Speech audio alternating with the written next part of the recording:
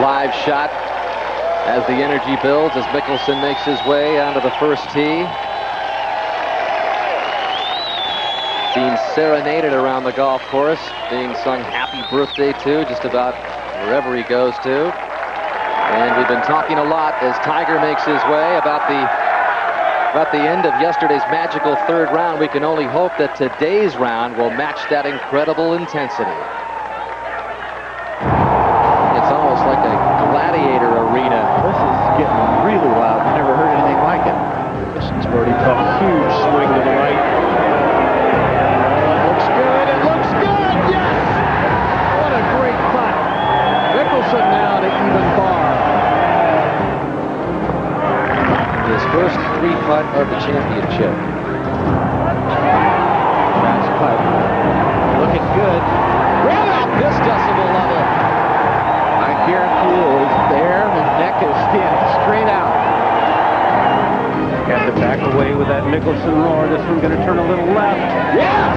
Oh, man, they're going in from everywhere. He's waving to Phil Mickelson up on 17.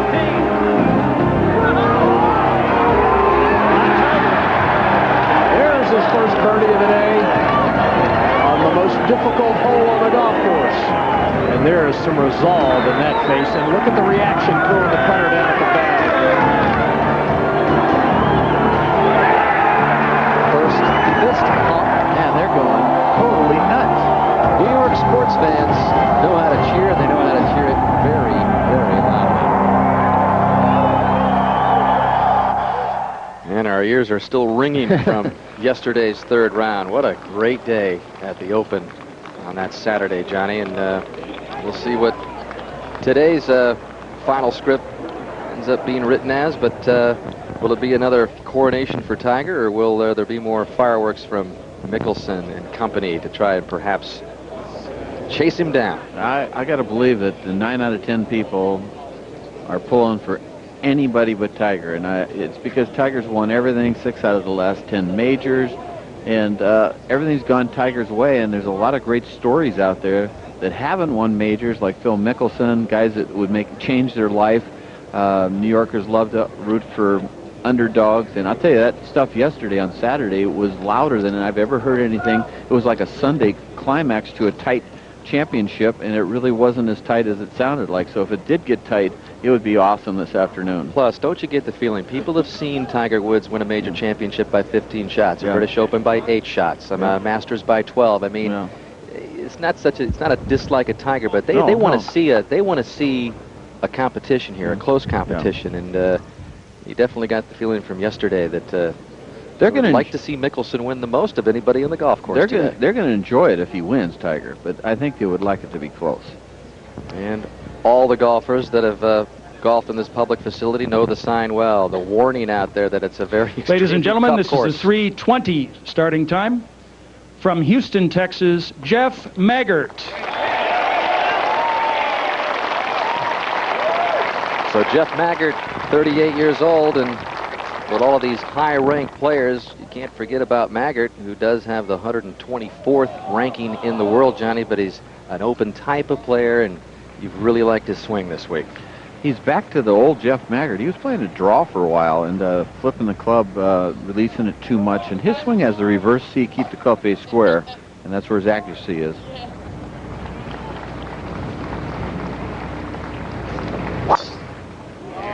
Johnny, he drove it in the left rough here yesterday, but not today. Well, Mark, hopefully for the Maggart fans, that's going to be one of many. Right down the middle.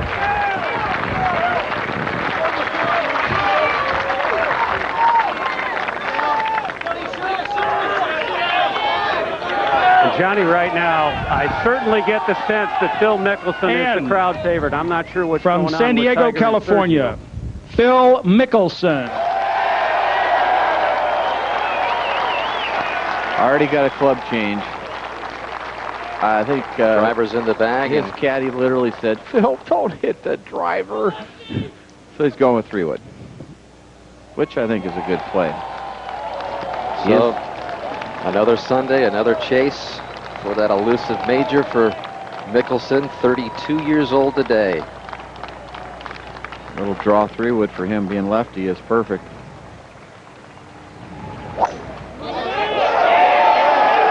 Pointing to the Boy, this right. is a big draw 3-wood. It's just starting to straighten out, though. Oh, that's excellent. Mickelson couldn't have asked for a better start. Drills it down the opening fairway. He electrified this crowd yesterday as a part of that 67. Up ahead on the green, Billy Mayfair. This was a couple moments ago, his birdie attempt from just on the front portion of the green. Nobody's made this putt all day. Got a big swing at it at the end. Yeah, that's a very, very fine putt. You see the break that's involved in that putt from below the hole. To the second. This just moments ago, Nick Faldo from 142 yards at the second. Good par save at the first. Excellent golf shot. And here comes Garcia, who experienced a myriad of emotions yesterday on the golf course. Several exchanges with the gallery. Some good, some not so good.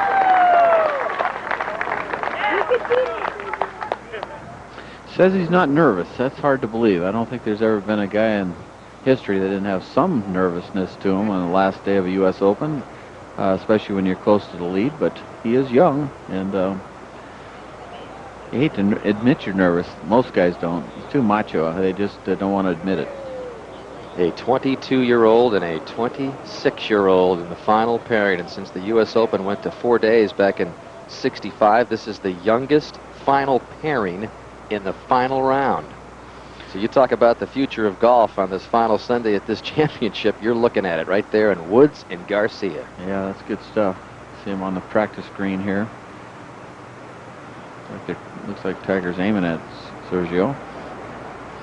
Garcia. That was a good exchange, wasn't it? I thought that was very, very good etiquette of Tiger. There was a little bit of flaring, as you say, of comments back and forth, and Tiger supposedly being slightly upset at something Sergio said, but I thought it was very good etiquette to walk over and say, Sergio, let's have a great day today. And Sergio goes, I know he's saying that was cool. Well, you might be interested to wonder, how is Phil Mickelson going to make up this 5-shot deficit? Well, earlier we asked Mickelson himself how he hopes to make it up and perhaps win this. Well, spotting the best player in the world 2.5 shots aside is not the easiest position to be in, but in a U.S. Open type conditions where the fairways are an imperative part of the game to hit, because the rough is so penalizing, bogeys are prominent if you don't drive it well, it gives me an opportunity to maybe make up ground if I start playing well, and it's possible for the leaders to come back a little bit too. What I'd like to do is maybe go out and make a little noise, the group in front, and force the players behind me to make birdies. And if you have to make birdies on a U.S. Open setup, it's much more difficult to do it than if you don't have to. Well, Phil is leading the field in birdies with 13 of them. He has probably more horsepower than anybody in the game. Even Tiger, he actually makes more birdies than Tigers. He does make more errors, but he could have one of those magical days where he posts 7 or 8 birdies in a round, maybe only 1 bogey, and be the champ. He got it. Got it in the corner. He's putting great, Bob. He really is, and I must say, he said yesterday, I'm hitting the ball as well as I ever have. Maggart second at the first. Looked like he was just aiming to put it 15 feet left of the hole. Mark? And that's exactly where he hit it, Johnny. Uh-oh. They're going to come back down, Mark? Well, it is, and I'll tell you what, he's going to have to play a little more aggressively than that, Johnny, trailing by 5. Because you're right, he was looking left of the flag. Mickelson now just has 117 yards. The wind is coming hard from the right. Perfect shot for him, isn't it? With being lefty and like to trap hook the ball and hit it right at the flagstick and draw it. It should be. He's going to have to bring it in a little bit low, I think. It looks like he's looking just left of the flag, maybe 3 feet.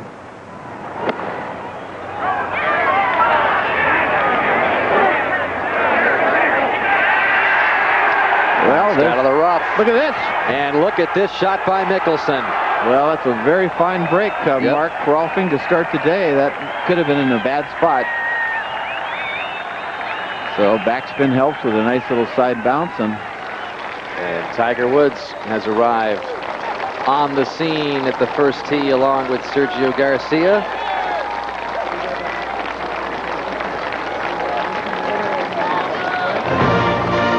We will see Garcia and Woods tee off the final pairing in this final round of this 102nd U.S. Open Championship. The buzz has already been here for hours, and Mickelson has a chance to add to it at the first with an opening birdie, maybe put some early pressure on.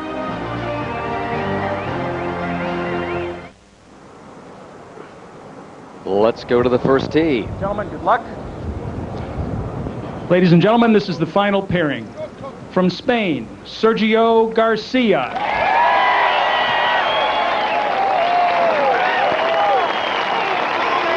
Sergio, born in 1980, just 22 years old, looking for his first major championship win, and we saw him do that several times yesterday in the heat of battle, taking a couple of deep breaths. Yeah, we'll see how his cadence is with the waggles right off the get-go.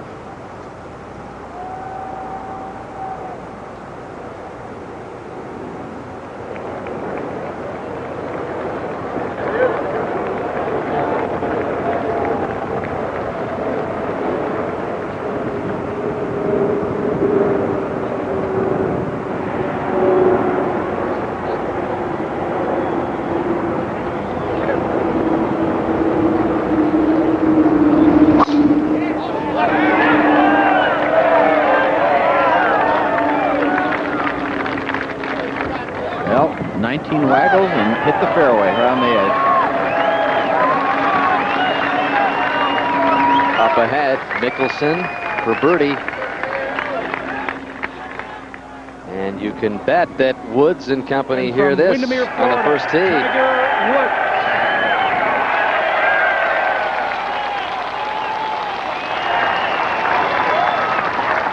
So here is Tiger Woods trying to put the next piece to the puzzle, and the toughest puzzle to complete in this sport. It's never been done. The modern major Grand Slam, trying to win the second leg, the U.S. Open. I think it's a good play with the 3-wood. Even if he misses the fairway inside the tree line, he can muscle it out of this rough and get it on the green.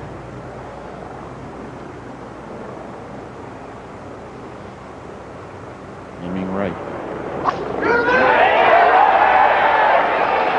Shot started a little right, John, but it's drawing back toward the center, maybe even the left side of the fairway. Good shape just behind Garcia. They will be the focus of this crowd for the next 4.5 hours. Final group underway at the 102nd U.S. Open.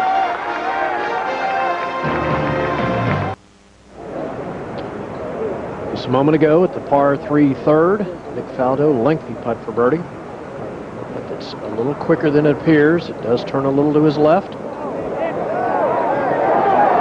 That's beautifully judged for speed. Faldo rolling the ball extremely well. Ahead to 17. Where Peter Lonard has had quite a day. This for another birdie. He has recorded 7 in all as that one drops in at the 17th. He's also had a triple bogey and a bogey. But there's some indication there, Johnny, that you can make some birdies out there today. Yeah, the greens are holding just nicely enough that if you hit a good shot, you're really rewarded. So it's not getting away with you from you. When you hit a good iron, it's not bouncing over the greens or something. Tiger ready at the first. Roger. 126 yards left of the hole. Hole cut on 16 paces, just above a ridge in the green, only 4 paces right of it. Wind coming from the right. Where do you think he'll aim this, Roger? Right at the pin and flagstick and let it drift left? I would think so. Jump as a safety, can't miss right, obviously, and you don't want to float one out over there. I think a little bit left of the hole is what he's going to be looking for. Phil Mickelson, of course, hit it right of the green, and with the spin and the bounce, that's a very gutsy shot. Tiger doesn't need to do that today, does he? Where he's looking. Ball started at the hole, turning left at the center of the green. See if it gets up, Rod. That's coming down. And that's not the easiest little two-putt. Well, we saw Billy Mayfair make a nice stroke from down in that area of the green, but you need a great touch. You got to hit it. Yep. So he's going to probably have a 3-4 foot par putt. Now Garcia. 115 yards left, and I got to believe he's going to be going at it, John. Yeah, knowing Sergio, he's got a great angle, doesn't he? He does, from the left side of the fairway, and let's face it, there's a little bit of an opening there. Yep, there is.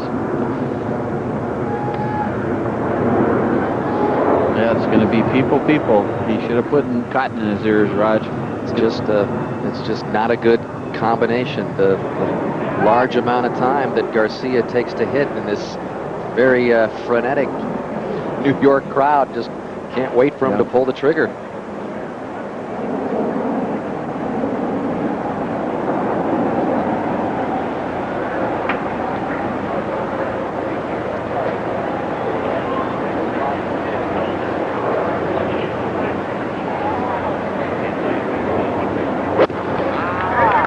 Sand iron from 115. A little right of the hole. Watch this. It spins. Uh-oh. Hang in there. Coming all the way down, Rod. That's not a good break. What a good shot. He's got to say, hey, I hit a good shot.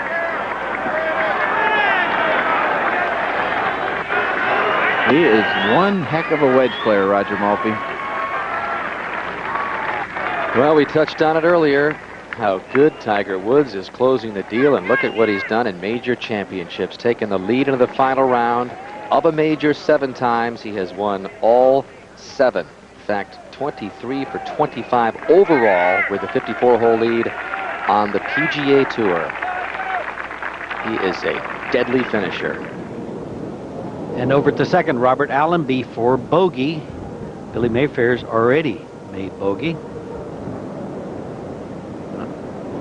So the second hole, a short par 4, both drove it in the rough, and they paid the price.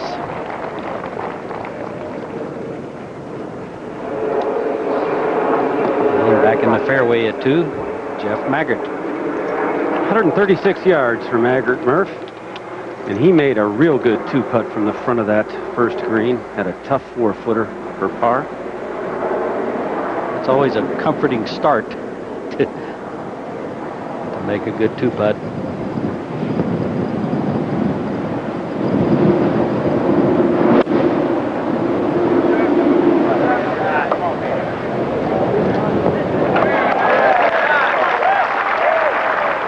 Good play right under the hole. We've seen some birdies made from there.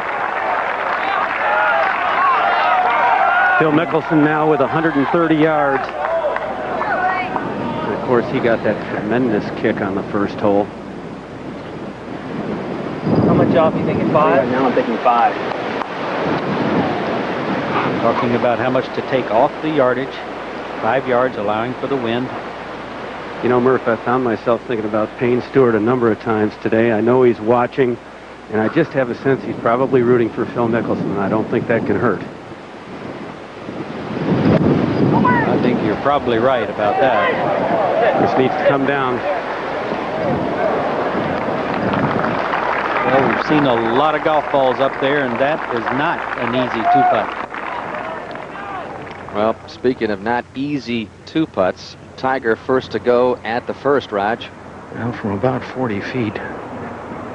Easily half of that uphill over a ridge. I think it'll be influenced a little right on its way to the crest of the ridge, and then it will move a little bit left in the area of the hole. Double breaker, Raj, at the end. Right, last 1.5 foot will come back left. And there's some elevation change. Gotta hit it. Did he get it, Raj? Nope, that's what I was talking about. I thought he'd have 3-4 feet, and that's what, 5 or 6 feet, Roger? Over to number 3. Billy Mayfair on the tee at the 205-yard par 3 with a 3-iron. Mayfair likes to hit a big high draw. That is his shot. That works well here. Oh, look at this. Woo. Next to Andy Miller's ace. That's the second best we've seen. 18. As we check in with Lonard again at 18, again, just dropped in his 7th birdie of this final round at 17, now working from the bunker. Not the worst spot, believe it or not. You can stop it from there. See that backspin? It'll come, watch this, down 14 on the stemp meter. Watch this. To give you an idea how quick it is. Look at this. Very clever. Ooh. Back to the first and Garcia. Pretty much the same putt, not as much right in the first part of it, but it will be turning left when he gets on top of the ridge.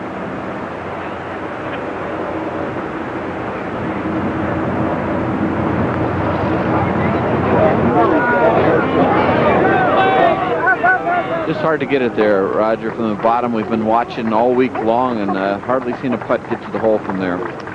Mayfair has been about the best effort we saw a little bit earlier, but you have to pound that putt up there. Garcia is most likely going to get his 4, but Tiger has a lot of work. He's got a putt that's outside the hole, Roger.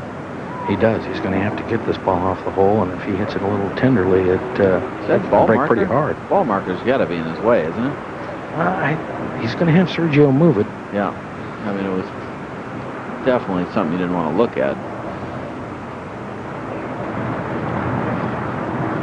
These are kind of putts, you know, a lot of guys in the first hole of an Open, when you give yourself this, they miss. But over the course of his short, illustrious career, these just don't miss, do they, Roger? No, but this is the length that nobody's 100% from, John. No. Over to the 2. Phil Mickelson from the top of the green. This races away from most players right in this area. Look at this, Murph. Well judged for speed. Most of the players are right putting that ball well past the hole. Phil's made par here each of the other 3 days. And at 1, Tiger for his par. He has just 1 3-putt in this championship. Now, this is every bit of 5 feet.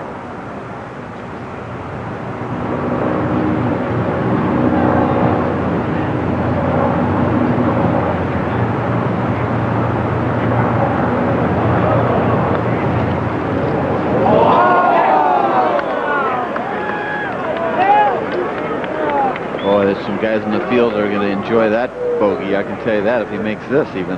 There's no little gimme either. I think he just realized that, Roger. I better take my time. I've got somebody making a noise over there. Also some murmurs from the crowd out there.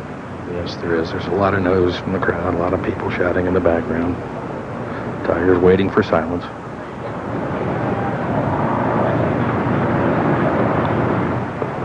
So an opening bogey for Woods, exactly what the field needed.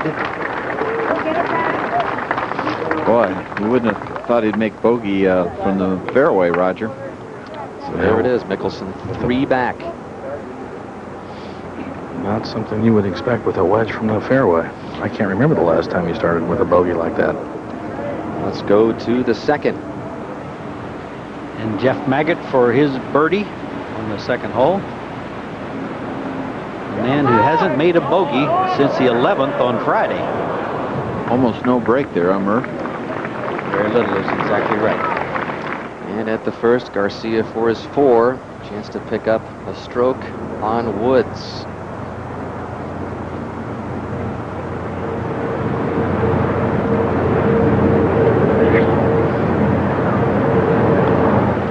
Just like Mickelson, 3 back.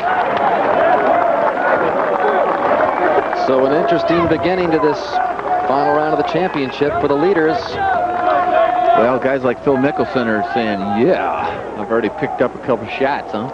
From the 1st to the 18th, Lonard a moment to go for his par. You saw that beautiful bunker shot he played for his 3rd using the slope down there, and 7 birdies for Lonard, 67. And that's the best round of the day so far. One of 10 Australians in the field, the most players from any foreign country this year.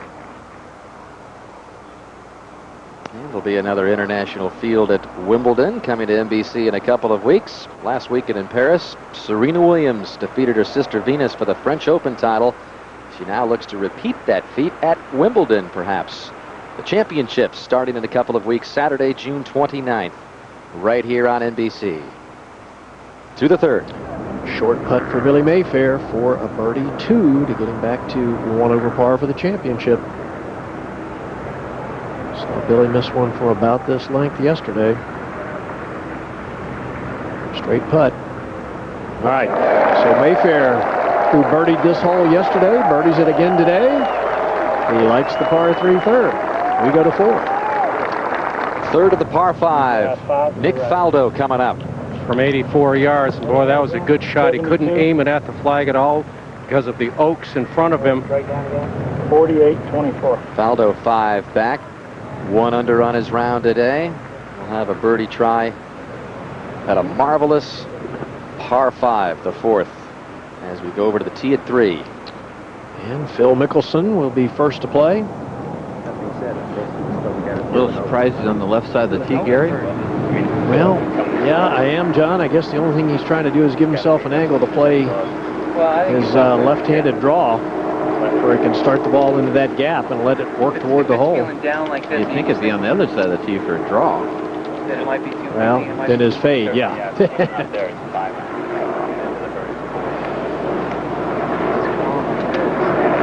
Gary, he may be trying something different. He has not had much luck with this hole this week. Well, you're right. He has bogeyed it twice in the 3 times that he's played it, Mark. Jim Mackay very involved in the shot selection on the first tee, grabbing that driver and giving him a 3-wood, and also a lot of advice on 2 and 3. Quite a bit of club, huh, Gary? Well, I would think so, and I would think he must be trying to cut it, huh? Get that cut that you talked about up against the wind. Well, he started at the right side of the green. It is not coming back. Oh, boy, that is... Well, it looked like it may have stayed in the gallery. He hopes so. If it gets through them, it goes on down the hill another 10 or 15 yards. The tee at 2. And back at the tee on the 389-yard par 4. Tiger set to play now, Roger Maltby. Well, has selected an iron again, and the wind is helping the day. Certainly the wise play. Of course, he missed this fairway left with an iron from this tee yesterday. Caught the tree down there just off the turn, he did.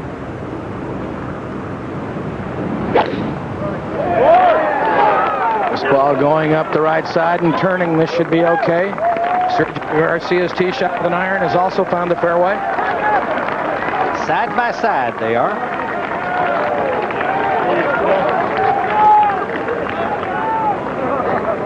Just what we would expect from the last 2 players in the last group in the final day of the U.S. Open Championship. Tiger and Sergio. We hear the gallery at 18. They're watching the scoreboard. They say, Tiger made a bogey. We're closer and closer.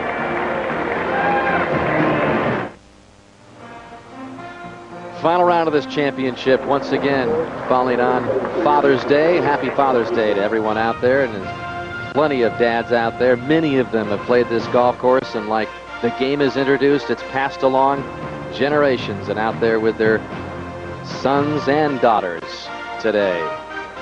And the mayor, former mayor of New York City, Rudy Giuliani, and his son Andrew. Andrew's a big golfer. So is Rudy.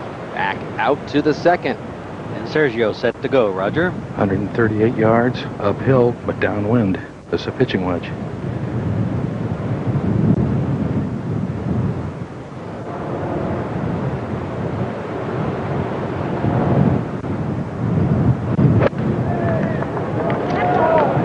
This ball way right of the hole.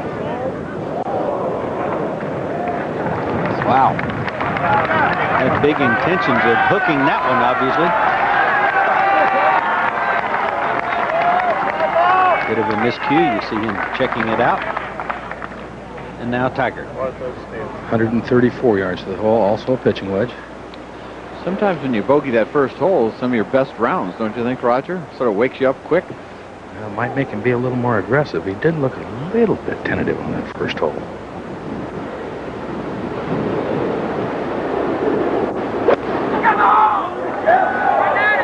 This ball right of the hole. Balls landing in that portion of the green just do not back up and sort of skid.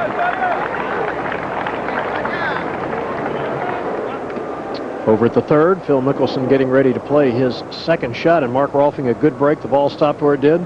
It is a very good break, Gary. He could not have gotten a better spot having gone over this green. He's got plenty of the green to work with. Had trouble chipping yesterday, didn't he, Gary? And we did see him hit a couple of very uncharacteristic or poor pitch shots for Mickelson, but that nicely done, but he's got a lot of work left to save par. To the fourth. We saw Faldo's third come up to this par 5, so this lengthy one for birdie.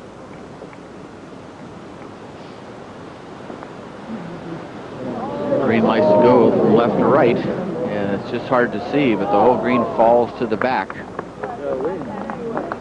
Great par 5, the fourth. Faldo will have his par at +1. He'll remain as we go to the number 3. And the second shot for Jeff Maggart. How's the lie, Mark? It is a very good lie, Gary. It's an uphill lie. The ball's lying cleanly. It's playing back into the wind. Shouldn't be too much of a problem.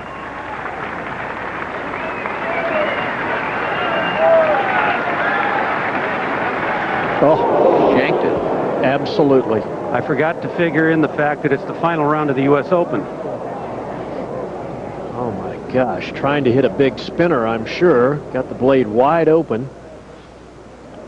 Dressing it on. Yeah, he picks it up quickly and then just kind of moves right through it, moves ahead of it. He was addressing it right on the hosel, too, Yeah. wasn't he? Well, only got here 45 minutes before he was to tee off. Said that's his normal routine. Boy. Don't see that too often. That's for sure.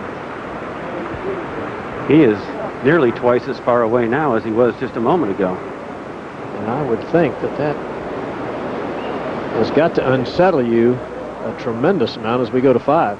For par, Justin Leonard.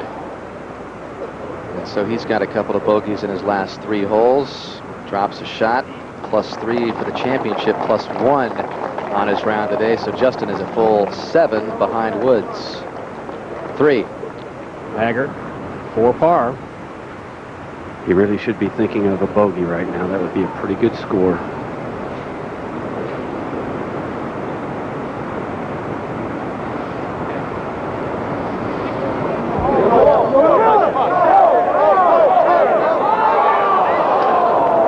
Sand shot's one of those shots that's sort of embarrassing. That's the biggest problem. Garcia for birdie on 2.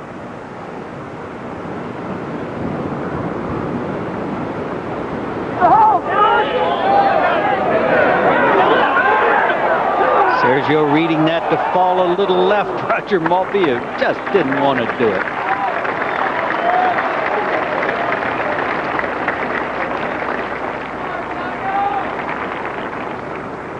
Back over at the third. Mickelson now looking at this putt for par, and we take a look at his 4th round scoring average in the U.S. Open. 74.1. He has never broken par in the final round. He's got to do better than that today. Gary, it's the 10th time he's been within 5 shots of the lead going into the final round. So he's had some chances, but he just hasn't been able to deliver on the Sunday. What's this do, guys? Well, I think the putt will move ever so slightly to his left.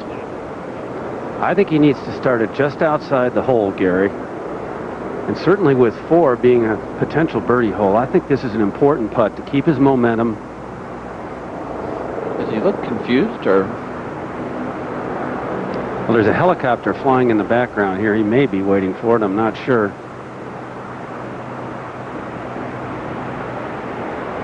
Greens are flawless, aren't they, guys? Just flawless. And on the lower right portion of your screen, this is Tiger for birdie.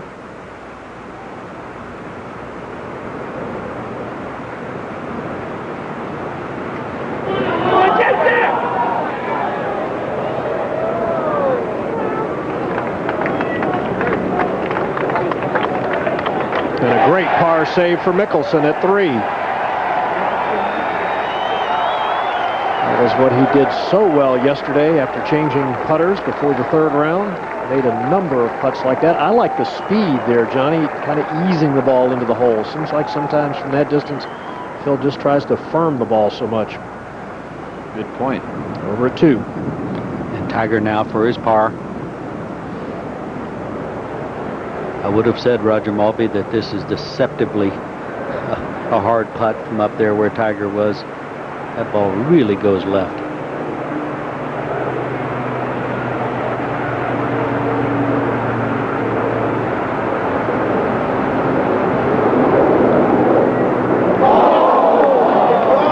Ouch. That was pulled. That was pulled, and that was not a good start. 3-putt 1, 3-putt 2. Wow. Yeah, it's funny because he backed away from the little putt at number 1, and he backed away from that little putt also, and it's hard to tell. It's hard to believe. We have never seen this out of Tiger, ever.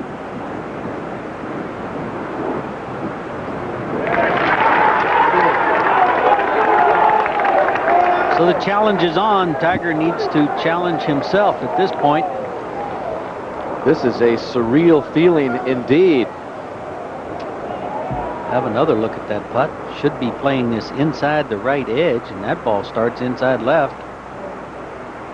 Looked like he was aiming inside left.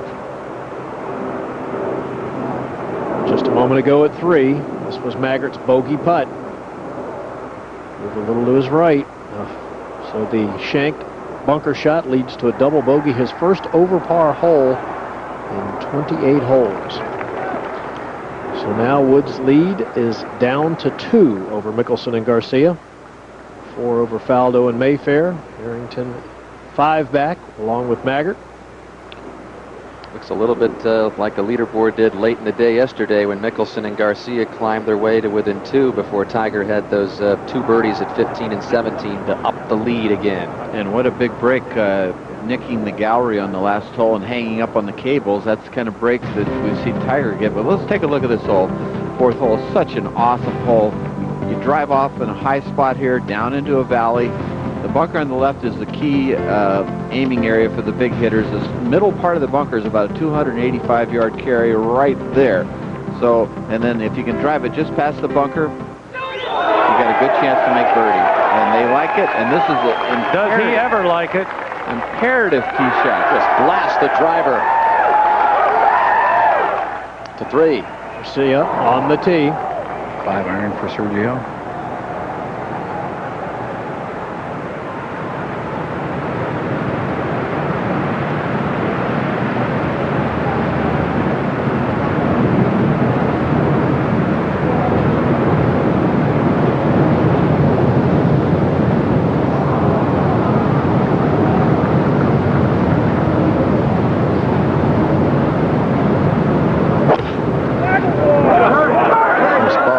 At the right side of the green, really not turning. Not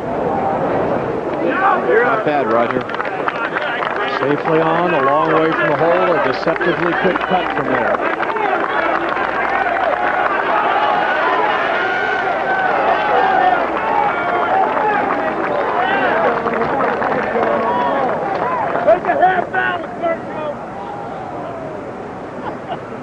Well, Gary, I can tell you this. At this point, Tiger Woods has not watched one swing Sergio Garcia has made.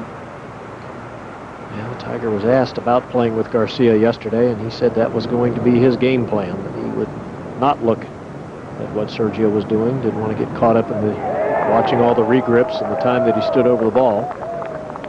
That's a 5-iron for Tiger as well. Aiming pretty far right, guys.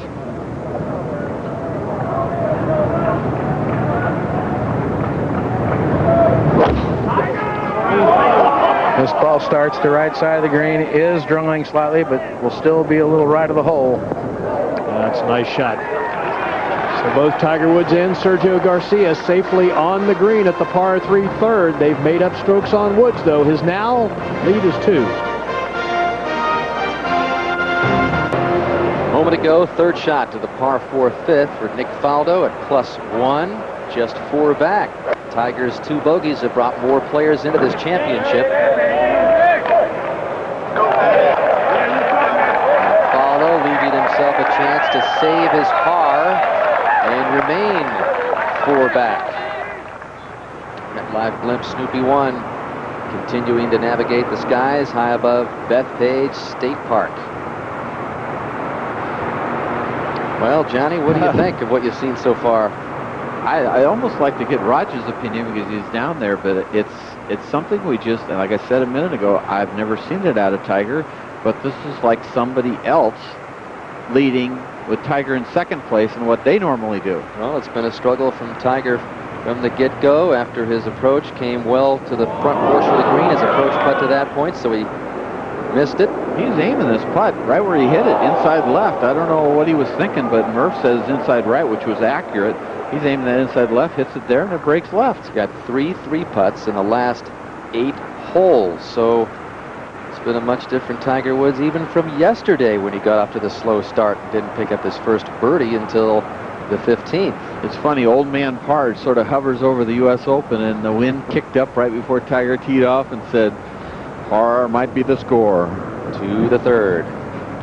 Garcia now with this lengthy putt for birdie, Roger. Downhill, 45 feet. Should be turning a little bit to his left, huh? Yeah, it should go a little left, and it is deceptively quick. A lot of players have run it by the hole from here.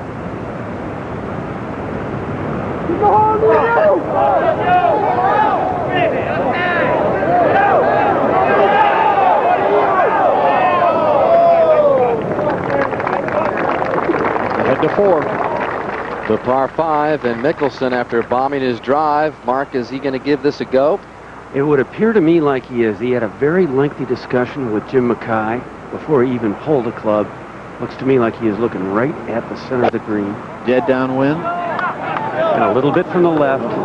Heads up. Heads up.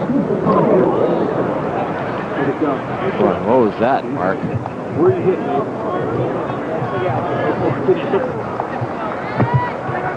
And the ball finally coming to rest, perhaps all the way down near the next tee box down there. Everybody talks about the good breaks you get from the gallery, but the gallery, with all that trampled down grass, now instead of the ball stopping up by the green, it's running all the way down the hill. Oh, look at this gorgeous hole, this 4th hole. To number 3. Tiger Woods, birdie putt. Roger, this one also downhill and moving a little left. Not as downhill as Sergio's, but yes, it will be moving left.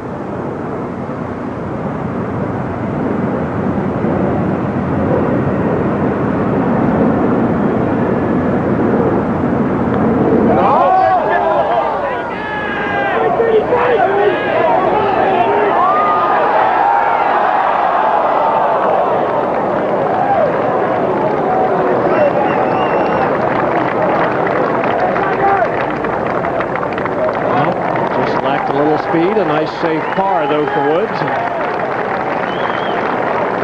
Sure that will help settle him somewhat. To 5. Faldo for his par to remain 4 back.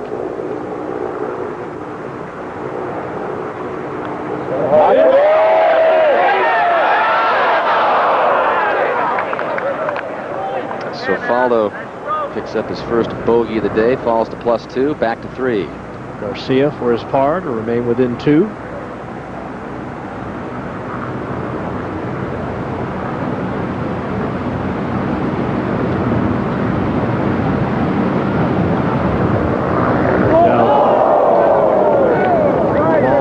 The hole. Johnny, you think it's the wind that's affecting the putting, or nerves? Let's start with the N word, nerves. Look at the shots Mickelson's pulled off, and the challengers to Woods, both Mickelson and Garcia, having a great opening by Woods' 2 bogeys on 1 and 2, and both of them are probably going to post. There's a bogey there, and Mickelson is struggling on 4. And it's a beautiful walk down to that tee as you look across the landscape. The design A.W. Tillinghast, fingerprints all over this golf course as you look at the beautiful bunkering out there at that par 5, which stretches 517 yards out. And the 3rd shot a while ago at the 4th. He's in a Maggart. Perfect spot to hit it about 15 feet short of the hole. 1 hop bite. Boom. That's a good way to come up. Coming off your first bogey in 28 holes. So Maggart's going to have a good chance to get it back to +1 as Tiger contemplates the tee shot. Well, he has the honor now. And I'm not sure with the wind. The caddies are very much involved in all. Steve Williams here seems like they're even more involved than normal. Every shot. Well, Johnny, I believe the wind is helping him from the left. Yeah. The middle part of the bunker down the left-hand side is about 275 yards to carry from here. So I think they're trying to figure out just how much room they have if they take it across that bunker, and at just what angle they should take it across the bunker. Yesterday, of course, he drove way right and got a very good break. He's not going to run out of fairway if he doesn't bite off everything, is he, Raj? Well, it's a long way to go all the way down the left-hand side and go through the fairway. But well, I don't mean the left. I mean, if he doesn't hit it down the left, he could go through the fairway here. Oh, absolutely. He can down the right side. He's looking. You can see his eyes are looking right there. Watch him look up one more time. See where he's looking? Well, he's taking it across this bunker down the left-hand side, but he may be hooking it just a bit too much. No, I think that'll catch the fairway. That is perfect. He almost ran out of fairway on that side. That's what I was saying. I thought he might run out of fairway even straight away. What a shot. Best drive of the week and a little upslope. He hasn't hit this green in 2. Tiger hasn't. He'll have a good try at it coming up. Now Mickelson walks down the slope up ahead with his 3rd to the par 5. Danny, this is not too bad a spot down here. The wind is actually going to help him because it's blowing from the right. Otherwise, he would have a problem with the tree. But he can start this 20 or 30 feet right of the hole, let the wind blow it back. He likes these tricky shots anyway, doesn't he? Oh, they're cool. Yeah, they're cool. So are the limbs really in play with his high shot? Well, they're not because of the wind. If the wind weren't there, he would have to go over the tree, but now he doesn't. It's going to blow the ball to the left. Doesn't want to let that good drive go for naught.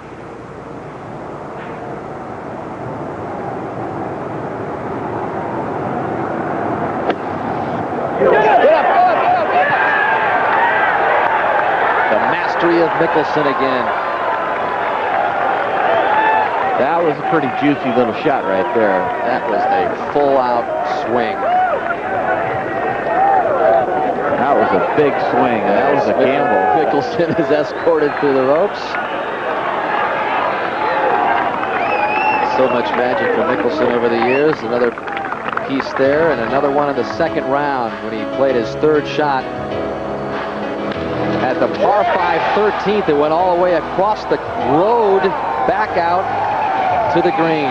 What a shot that was. Little punch slice through the edges of the tree. It was on that muddy Friday, and Mickelson emerged again from the gallery unscathed. What a day that was, Friday. Hey, you get to know your fans that way. Finally, the sun is out here on this Sunday. Mickelson will have a crack at a birdie at this par 5 today. Mark, did you make your way through the throng there? I did. I'll tell you, this is just about as close as you'll ever see fans to a putt. I mean, these fans to the left of this green are no more than 25 feet from the hole. Yeah, they're on the green almost, aren't they? They are. It feels almost like the Legend of Bagger Vance or something around the green as Phil came through. It was a great shot. He did have a good lie down there, but there aren't a whole lot of players in the field, I don't think, who could play the shot that well. This is a putt to get within 1 of the leader Woods. And now the wind, I believe, Johnny, is going to start affecting these putts. This one would be probably a left edge or inside left putt without the wind. But the wind is blowing hard from the left. As you can see, the leaves blow across the green.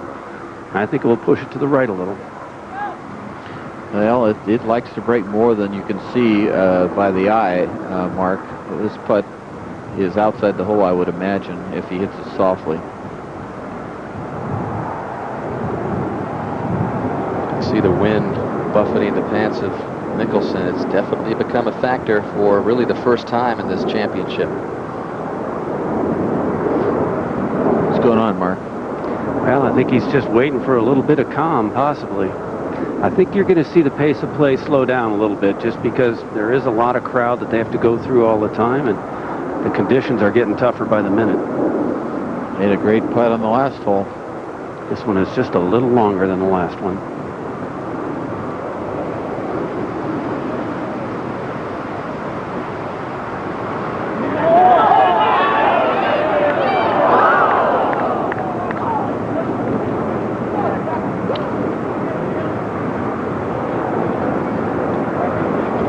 So the tap-in for Mickelson remains at 1 under, 2 behind Woods, who is positioned in great fashion out there in the fairway. It's too bad because that second shot, Mark, he had so much room to the right, you know, just tons of room to the right, and he would have birdied it almost anywhere to the right.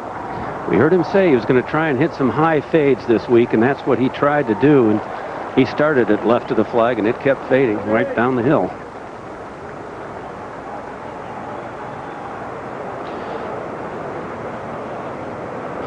So Maggard has this birdie attempt. Take some of the sting out of the double at the third and get him back to +1. It's remarkable that he has this putt at all. He drove it into the left-hand fairway bunker here. It's a good break. It was better than being in the long grass.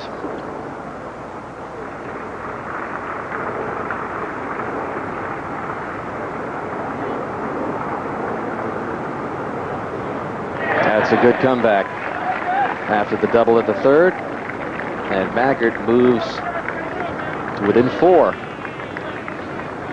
Going to the tough 5th hole.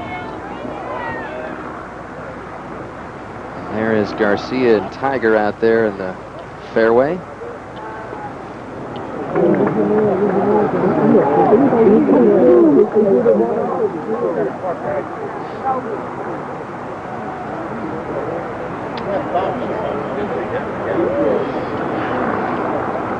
And 16, 34 yards. A huge difference in driving distance, of course, between Sergio and Tiger right here. But Sergio's in a good shape, and he hits his irons as far as Woods does. So no problem with distance. He wants to hit it somewhere between this tower and right in there is the area. To the left of that circle is where Mickelson went. 218 yards to the hole, John. Downwind. Probably just, what, a 5 or 6 iron for him? Probably. The difficulty being holding the green coming in downwind.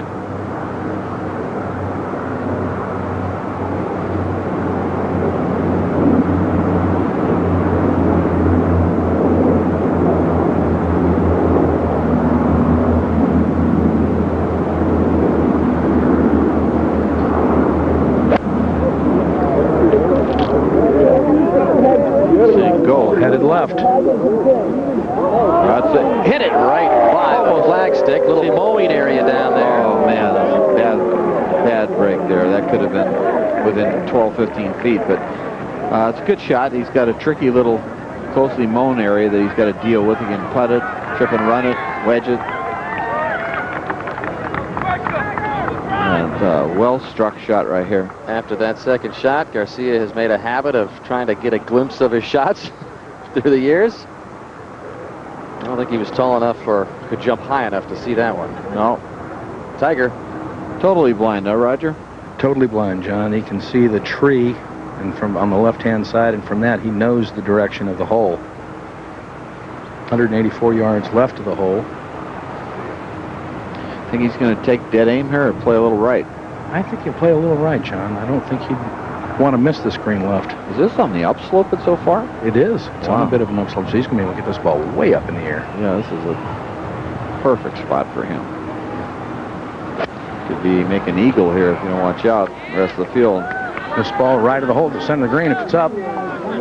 Short. Did he catch all that, Roger? He might have got it a little heavy on that uphill slope. Flash down, Roger. And that is really a bad spot right there. Downwind, buried. Green going away. Plenty of peaks and valleys to the early going for the leaders in this championship. Tiger Woods giving it a go into at the par 5, where there has just been one eagle this week. His ball, not a very good lie there. He'll be working on for his third when we come back. Tiger's third at the par 5 fourth. Not a very good lie at all. Will it hold? Green's going away from him. Let's see if it hangs up or goes down that slope. Look at this.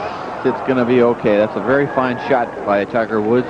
Doesn't look like it, but couldn't have a much more difficult shot. And that's in response to his second shot, not the third. Promise me. To the 5th. Mickelson with 180 yards. The wind is right at his back, and the hardest it's blown all day. Looks to me, Johnny, like an 8-iron shot, even though it's up the hill. Well, he's hit 2 wayward irons in a row. He needs a good one here, doesn't he? You can really hear that wind blowing. Am I okay to hit with this? He sounds very indecisive, Mark, every shot. Well, even if Jim Mackay hasn't changed his club, he has come back for reaffirmation at least on nearly every shot and every putt. Good look at that hole to the elevated green. The whole location around the left, hard around that tree line. It's in a very small area. You might want to aim a little bit to the right. This one needs to come down also. Setting up, though, it's not a bad spot for Phil. Didn't go in a bad spot. Uphill lie, cross green. Again from down there. Mickelson has no idea where it ended up. At the 4th, third shot coming up the Moan area is Garcia. That's a shot the Europeans will play more than the Americans. Americans will putt that or flop it. To 6. Yes, just a moment ago, third shot for Faldo. Very delicate. Pitching it out. Watch this ball trickle to the hole. Straight down the hill. And he would go on to make that putt a great up and down to remain at 2 over par. Back at the 4th.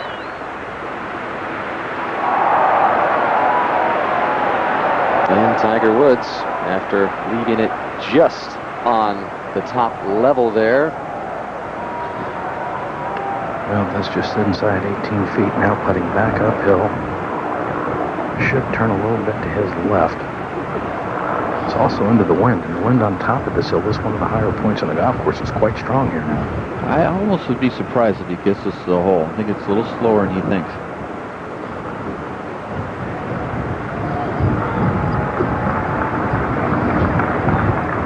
Get in the hole! Come on, get in the hole! Well, they got it there, but boy, I think it went sideways, Roger, at the hole.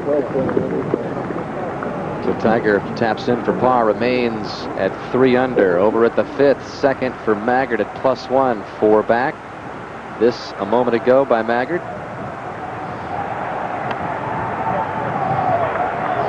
Throws it up high with that reverse C. Comes in pretty hot. That wind is really make the ball coming. It's coming in flat. Much different golf course with this wind today. And at the 4th, Garcia for a birdie to get back to 1 under.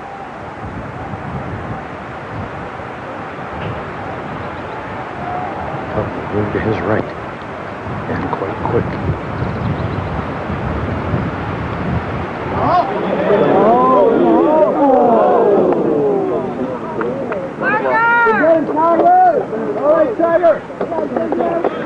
So a couple of pars for Garcia and Woods. And Sergio remains 3 back of Tiger. As they go to the 5th, we go to number 6. Second shot for Robert Allenby, 169 yards down the hill. Front left hole location, tough to get it close. Oh, beautifully played.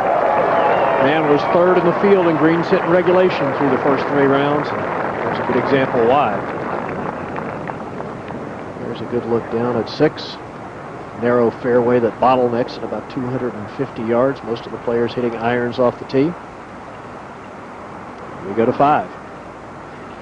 And Mickelson, who got a pretty good break, it's sitting up pretty good out there, Mark. It's a good lie, Dan. It would be an easier shot if he were a right-handed player because his stance would be better. His feet are going to be well below the ball now. Well, when you're below the ball comes up softer and lands softer, Mark, so if he needs that, it's good. That was a good call there. He went right under it, Johnny.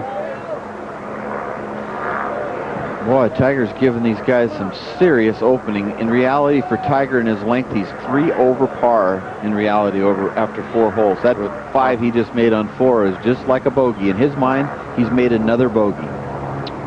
Back on the tee at the 5th, par 4, 451 yards.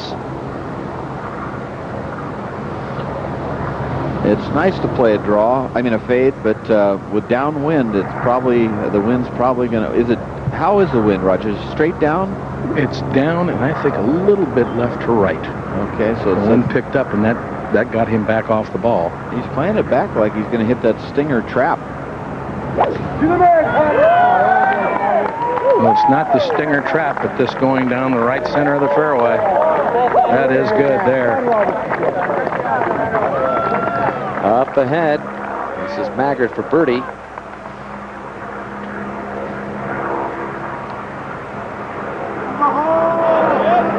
Looks pretty darn good. And Maggard's got back-to-back birdies after the double at the 3rd, and just like that, he's back to even within 3. Pretty good after shanking it. Back on the tee, and look at that green, all the way up around the corner from that left tree line. 35 feet down to the fairway after you cross that cross bunker, Garcia.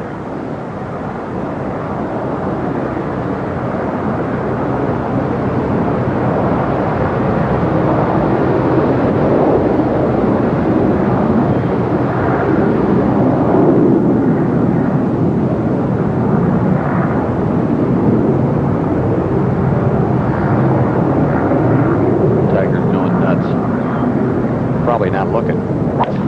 He's not looking, but he's still going nuts. He was not looking, and this tee shot down the right center. This is really good here. Just about even with Tiger out there. Good position in the fairway at the 5th.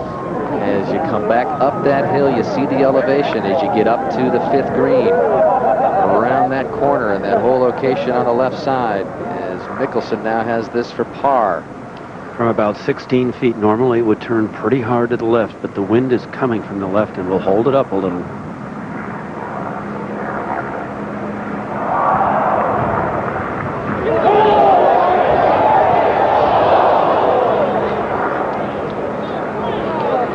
Mickelson with his first bogey of the day. 3 very poor iron shots in a row, just on 3, 4, and 5. It couldn't have been much worse.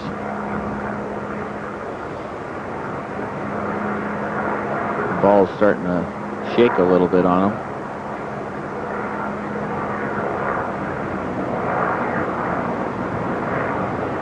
And with that bogey by Mickelson, he's back to even par, and Tiger's lead is jacked back up to 3.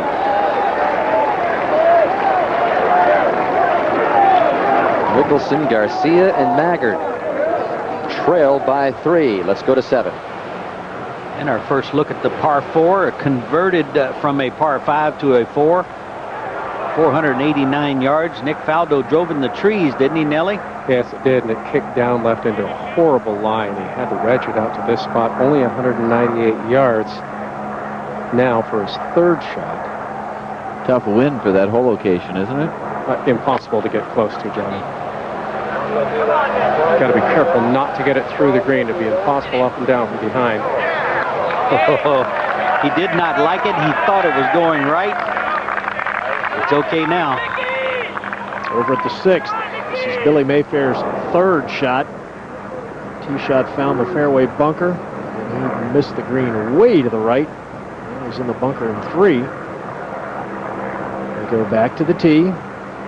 Again, this hole bottlenecks at about 250 yards. The fairway pinched to just 15 yards wide, so players trying to hit the ball about 230 yards.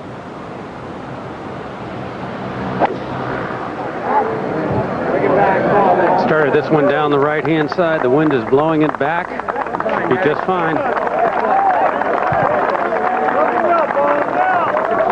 Well, let's take a look at the 6th hole.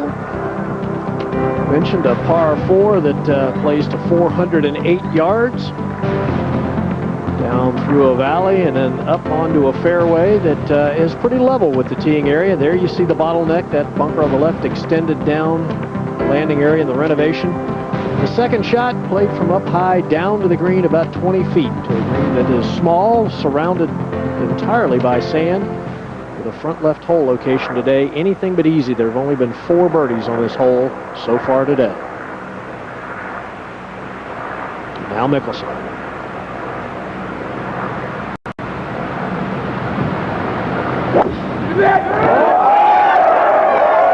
Started down the left-hand side, needs to get down. That finds the fairway bunker. It's sitting well, but there's a big lip there. Interesting to see if he can get enough club over the lip to reach the green. Back to 5. And Tiger Woods ready for his second, Roger.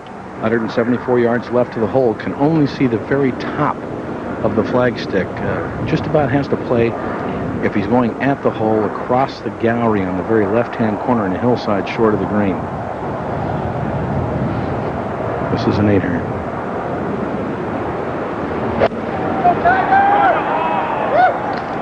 Good, very high, a little right of the hole. Good shot.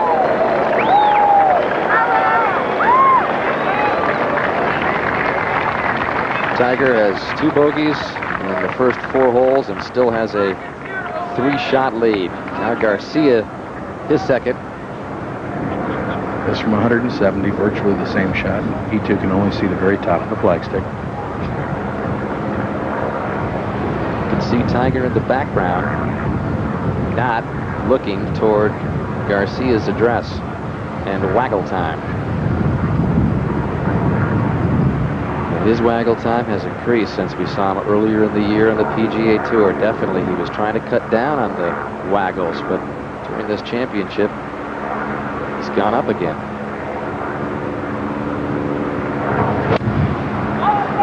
There's 2 and 8-iron, and this going a little left of the hole.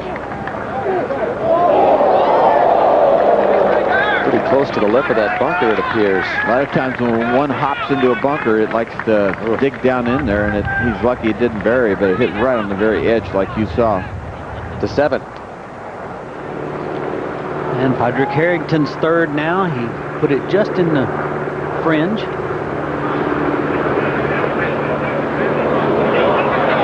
Good flop shot there. Well judged. That downwind chip shot, and that takes effect.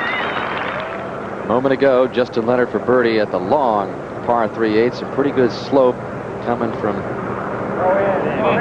down toward the hole, and Leonard proves again that he's got the long putting stroke. He seemed to have some words there with the gallery after he dropped it in to get back to +3, +1 on his round today. Back over to 6.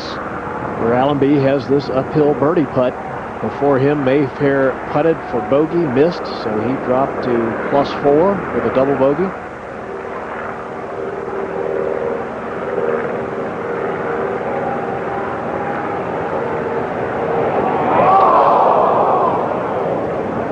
Motioning with the ball actually moved a little to the right. It was pretty straight if it was hit firmly. To the 7th. And Jim Nelford, this is a difficult putt to read. This thing really wants to go to the left. You just have to get it right at the hole, Murph. It will move left, but not much. 4 par to remain 2 over. Oh. I wonder if the wind affected that. It just absolutely stopped. Almost stopped when he was over the ball, so I don't think it did. I think it was just a bad read, Murph. The wind is swirling out here, and it's picking up. At times, it is at least a 2-club wind, and it will start playing with the guys' putts on the greens. These greens are so fast, we're going to have to start figuring it in. Yeah, and they've been worrying about the downwind. Wait until we get to the end of the wind holes, folks. Then we're going to have a lot of fun. At the 5th, Garcia working with that lip very close to his ball, Roger. Will have an awkward stance. His left foot will be up out of the bunker. Has a little bit of an uphill lie, which helps. Plus, he's playing into the wind, which will help. Otherwise, the green runs away from him here.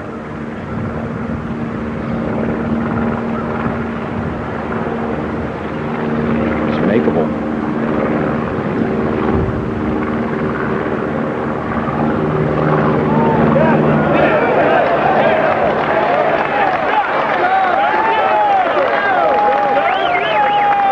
To 6. Jeff Maggart second.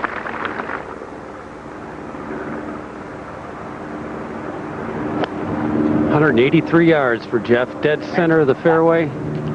Started it well right of the hole. And deep into the green, leaves a very quick putt that'll break considerably from right to left. Now Mickelson. He's got a good lie, Gary, but he's very close to the lip of the bunker. 163 yards. I think he can get a 9-iron over it. Caught it a little heavy. Yeah, it sounded this heavy. Is not going to be a good spot over here to the left. Oof. Well, you know, he took the iron off the tee at 18 yesterday, missed it left into the deep rough. He took the iron off the tee today at 6, missed it in the left bunker.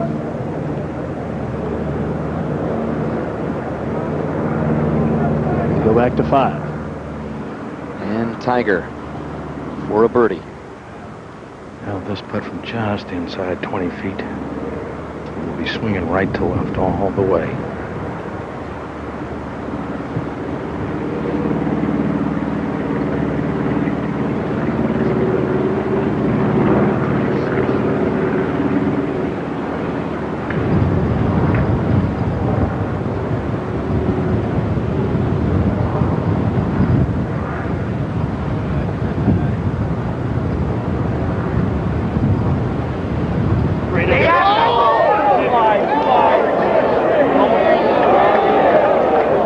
I truly believe the wind blew that ball back right at the end, John. Well, normally he figures out anything he wants to figure, but so far he's been very normal.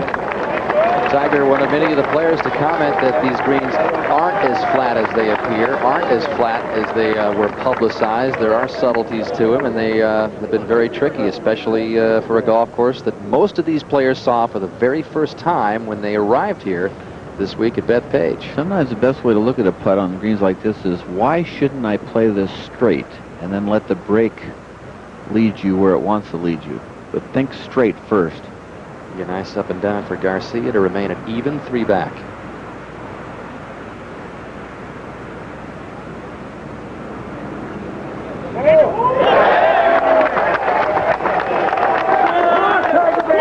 So the chase continues. Garcia, Mickelson, and Maggart remain 3 back as we go to 6. And the troubles for Mickelson, Mark. And they are plenty, Gary. It is not a good lie. The most difficult part of it, other than the fact that he's not got very much green to work with, is it's a downhill lie. I mean, it's a green here. It's a terrific shot, isn't it? I would think so. I would think he's got to be doing well to put the ball 20, 30 feet behind the hole. The only way to get it close would be to land it short in the fringe, and that'd be taking a real chance at this stage. Is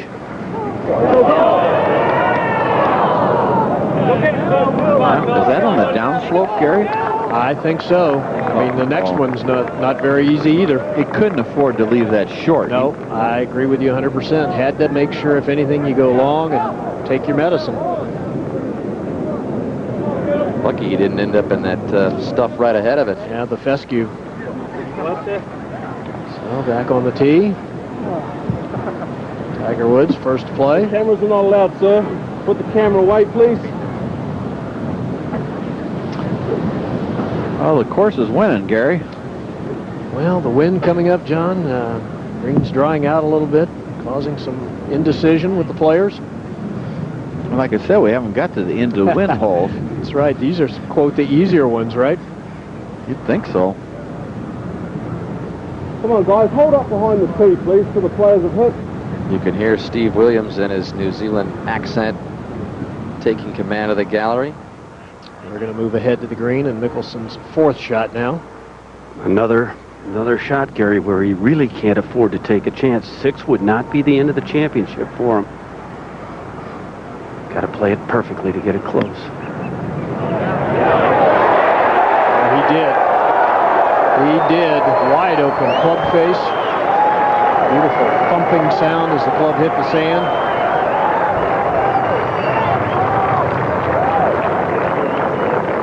Boy, if he could get out of here with a 5, that would be a real escape. He's got to weather this ball striking storm that's gone in the wrong direction. Back on the tee. Garcia.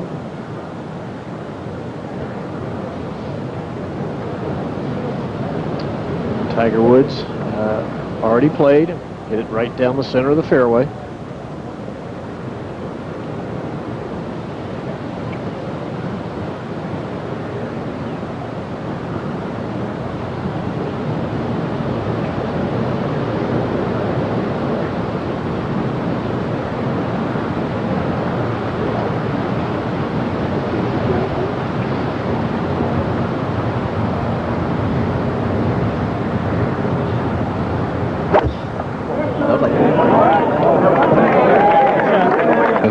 Down the right center of the fairway. Low chaser, and it will just trickle into the intermediate cut of rough. Up to the green. Maggart's lengthy putt for birdie. A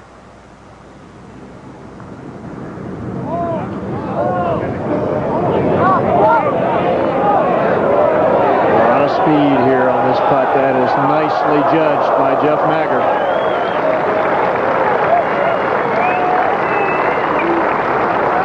Somewhat the forgotten competitor in all of this talent and high world ranking players, huh, Gary? Well, he has the game, Dan, to play U.S. Opens well. He drives the ball very straight, good with the irons. He's #1 in the field in putting. He's had 5 top 10 finishes in the Open in his career. Don't you find, Gary, the unusual foes of Tigers, guys like Billy Mayfair and Ed Fiore, Bob May, and maybe a Maggart, guys you would never expect, have been able to maybe stand up pretty strong to Tiger. That is an interesting observation, and I almost wonder if maybe a lack of pressure on those guys, whereas a Mickelson or a Garcia may be expected to challenge Tiger more because of their talents. Now Mickelson for his bogey.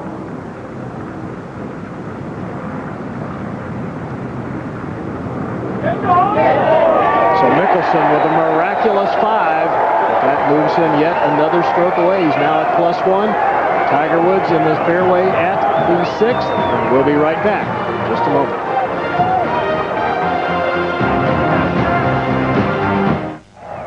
We're at the 6th. Sergio Garcia second. It's from 158 yards. Quite a bit downhill to the green. Just right of the hole. Good looking shot. That's nicely done. Controlled the distance beautifully. About 18 feet away. And a perfect tee shot from Tiger Woods, Roger. Well, he put it in the most narrow part of the fairway, only about 17 yards wide here. Has left himself 143 yards to the hole. This is a pitching wedge.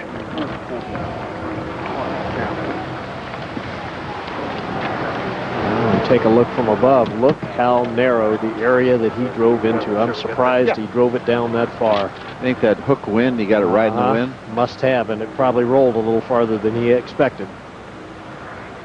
Roger, this is a green light special, isn't it? It is. He should shake this right to left, ride the wind, John. He can spin it left, right toward the hole. Do you find this is unusual for Tiger, switching clubs, rechecking wind? Well, the wind is moving around up here, John, now. It feels as though it's from the right and against. It has moved around a little bit today in these hollows and hills of this golf course. It doesn't always come from the same direction.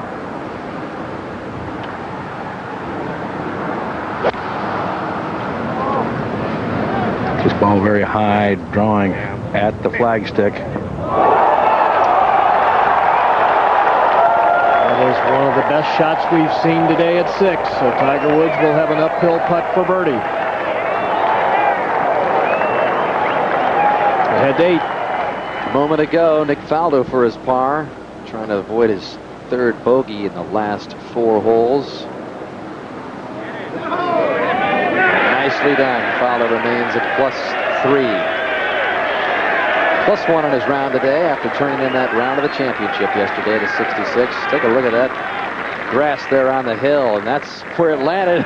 Faldo says, I'm going to stomp on you one last time. Good save from there. We saw Maggart pull one off from that gnarly grass yesterday. Moment ago, Corey Pavin, champion from 97, would not make it to the weekend. Just didn't have enough length on a very tough golf course. Longest in U.S. Open history for a guy that was dead last in driving distance this week at 239 yards, but figures out a way to do it as he continues to try and resurrect his game to the level it was when he was the national champion back at Shinnecock in '95, as we take a look at some of the other previous U.S. Opens held here on Long Island. And there have been many. There was the first visit to Shinnecock back in 1896, of course. And 5 of the 6 previous Opens won by first-time champions on that list. And at 8, Harrington's par a bit a moment ago. And playing with Faldo, Harrington saves it as well. Well, back to that final group, Sergio Garcia, and earlier we asked the young Spaniard about playing in the last group, head-to-head with the top player in the world. I think it's where you want to be. You want to play against the guy you have to beat, and if it's Tiger, even better. And I'm looking forward to it. And you know, if he wins, I'm gonna congratulate him. I'm gonna say well done. And you know, if I win, I'm gonna be a very happy man. Serge not mincing any words. It would be huge if he was to mount some comeback here today, Gary. As far as the rest of his career is concerned, it would certainly instill him with some unbelievable confidence, something that no one's been able to do. Stare Tiger down in a major championship and win it. And he's had his chances. Dan was only 1 shot out of the lead last year at Southern Hills, shot 77. He was in contention at the Masters this year and played a poor final round. Not one challenger is under par, though. It's really disappointing, I have to say.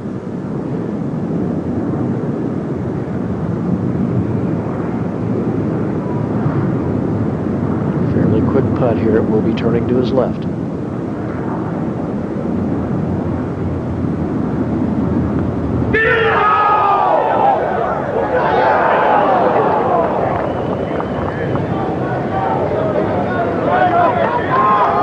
Johnny, to follow up on your comment, only 2 players today under par.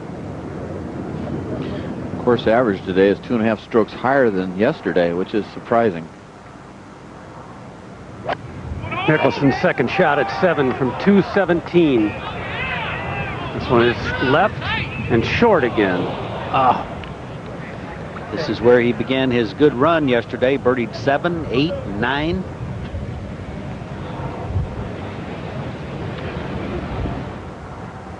Back at 6, Garcia for his par.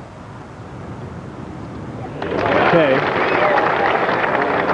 Dan, to follow up on the soundbite from Sergio, there was a quote from him in the paper saying, I'm not intimidated by him. I respect his game and his persona. And, you know, I have to remember we're both just human beings. Try to put a little ball in the hole.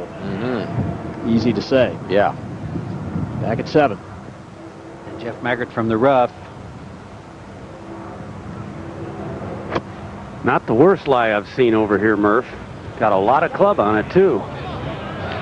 He's going to do better than Mickelson did from the fairway.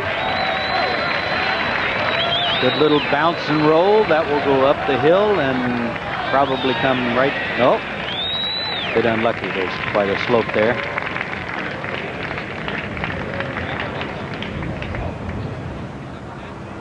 Back at the 6th. Tiger Woods stalking this putt for birdie. Just about 8 feet. I think it might move a little to his right, but I think if he hits it with any speed at all, it's inside the hole on the left.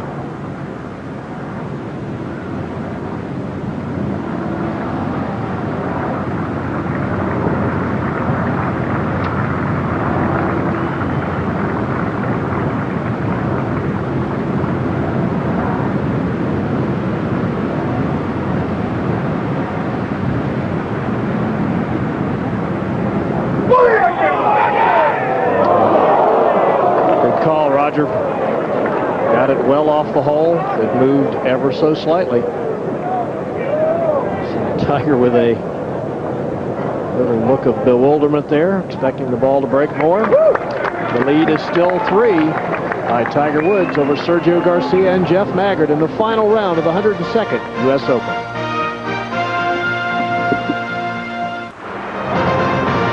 Welcome back to this amazing transformation of this first truly public facility to host a U.S. Open.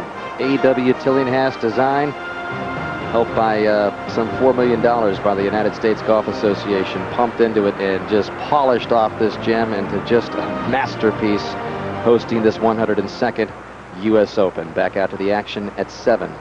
Phil Mickelson from the left bunker now. You see the wind whipping across to his left. What a bunker shot. Phil's only hit 2 of 7 greens today. Let's take a look back earlier. Phil has just missed the shot, and this is 2 men hard at work. He turns around to his caddy, Jim Mackay, and said, "What am I doing?" And then Mackay says right away, "Phil, just a little bit up and out at the bottom." So they're working hard together. You know, he blocked it on 4, blocked it twice on 5, and blocked it on 7. That's the right advice.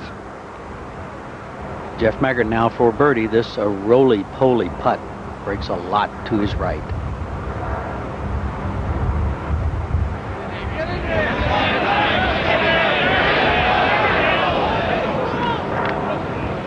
Wow. Wow. At the 9th, Padraig Harrington for birdie. Hope it turns ever so slightly left. Did he hit it? So Harrington will remain at 2 over par as he makes the turn. Back to 7. And Phil there studying his putt. Maggard is away there, Mark Rolfing. He is well away, Murph. It's kind of interesting that Maggard got it closer out of the rough, or in a better spot really than Mickelson did, and now Mickelson has gotten it a lot closer out of the bunker than Maggard did with his putter. And this putt from that side, Mark, I've not seen one person make this putt. Well, the problem with Jeff's putt is he hit the first one so hard he didn't get a chance to see the break as it went by the hole. Went by the hole very high. This deceptively wants to work back to the left. The wind, however, is blowing to his right, and when greens are cut down like this, Mark Rolfing, the wind definitely affects the ball. Oh, there's no question about it.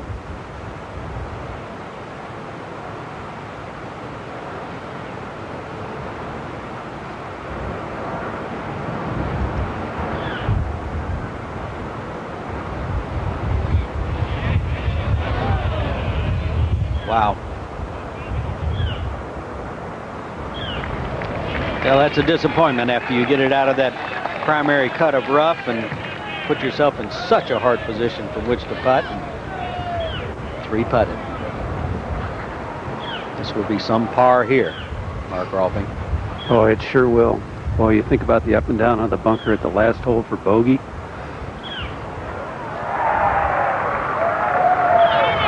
Hanging in there. Yeah, in a lot of ways, that's as good as a birdie because he put himself in a bad spot down there. Needs to get on track, though, quickly. Can't dally much longer, Phil.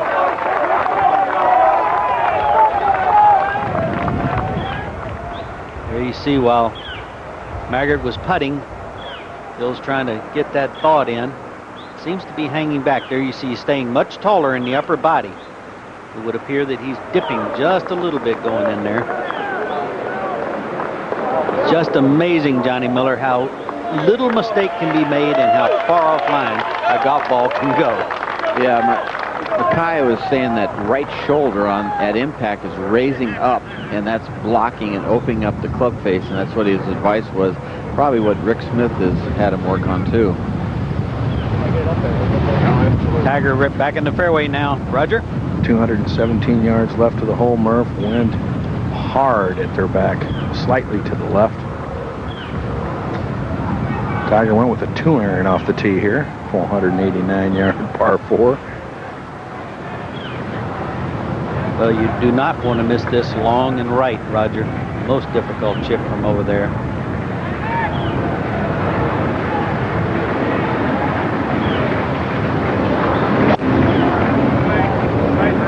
This ball very high, just left of the hole.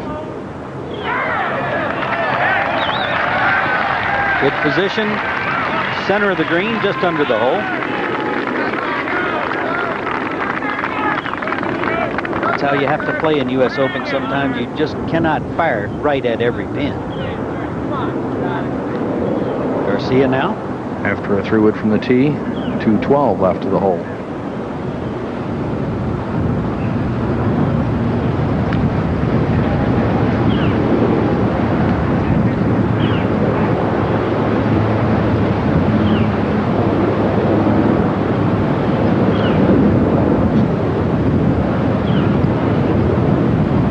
Tiger was going to have a peek, but he turned his head again.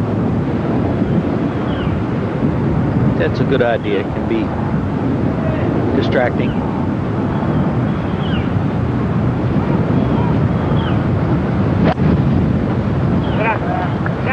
This ball further left of Tigers at the center of the green, left center of the green. A lot hotter trajectory, and the ball goes through. Well, he better hope he has a good lie. At the 8th, the most difficult par 3 this week, Mickelson. 223 yards with a brutal back right hole location. That's a very smart shot because these tweeds on that opposite side up in here are really big trouble. Only 17 birdies this week, fewest allowed by any hole here at the Black. 55 feet down from this elevated position. You see the water which fronts the 8th, the only water hazard here at the Black, but really does not come into play. Visually very intimidating with that big oak tree right here, looking you right in the eye. And the water. Boy, that was going right on line. See if it stays though, that's going to go back down the hill. And also, the first 7 holes here at the Black don't have a lot of slope to them. And you get to number 8, it's somewhat of a big wake-up call because there is some pitch at the 8th from back to front. Good shot. Well, is anybody going to chase him down, stare him down, take away his 8th major championship at the age of 26? So far, Woods remains clear of the field. 3 better than Garcia, 4 ahead of Mickelson and Maggart.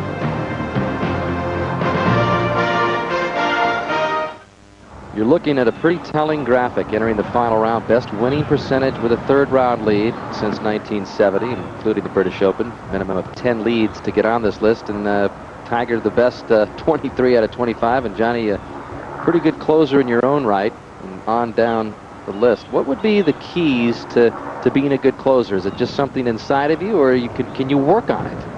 Well, my answer was always tee to green. I had something I could do with my shots, with a little punch hook or any other thing, just to answer to my nerves. My putter was no good. That's why that stat for me is pretty good, because I was not a Justin Leonard on the greens under pressure.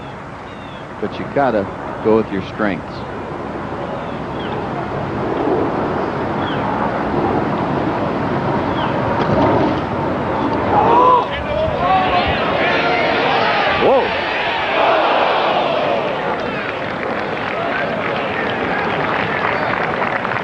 Tiger's only 2 losses on the PGA Tour when leading. Of course, everybody remembers Ed Fiore back in '96 in Quad Cities, but Mickelson did get him at the 2000 Tour Championship.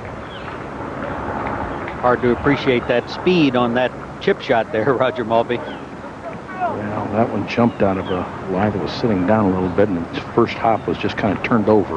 Yeah. This putt of Tiger's now uphill slightly, should move a little bit to his right. Wind blowing back across the putt to the left, is it not? It is.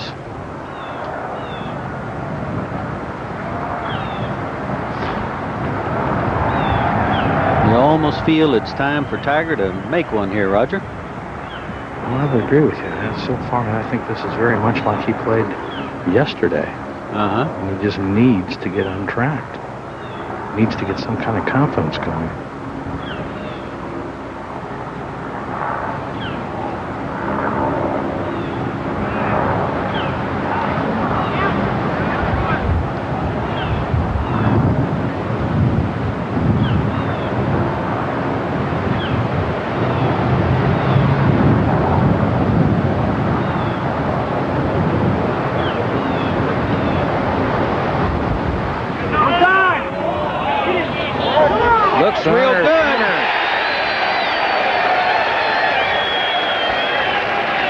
It was just about time. Sergio nods.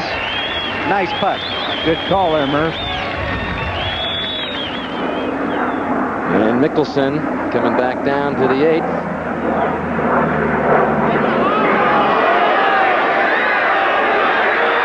Whoa! Mickelson rolls it in for the answer.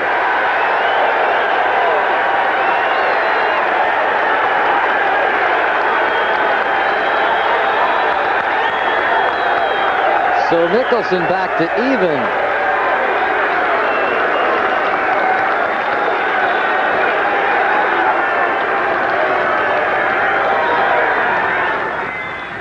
Well, the decibel level just went up in this confines of the acreage here.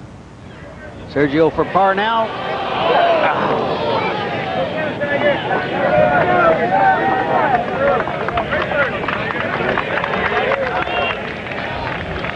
Tiger bangs in a big one, and Phil as well. That was a huge birdie by Mickelson. Wow. That is just not a birdie hole. 223-yard par 3/8, and right there now is Maggart for par. Pretty straight in putt here.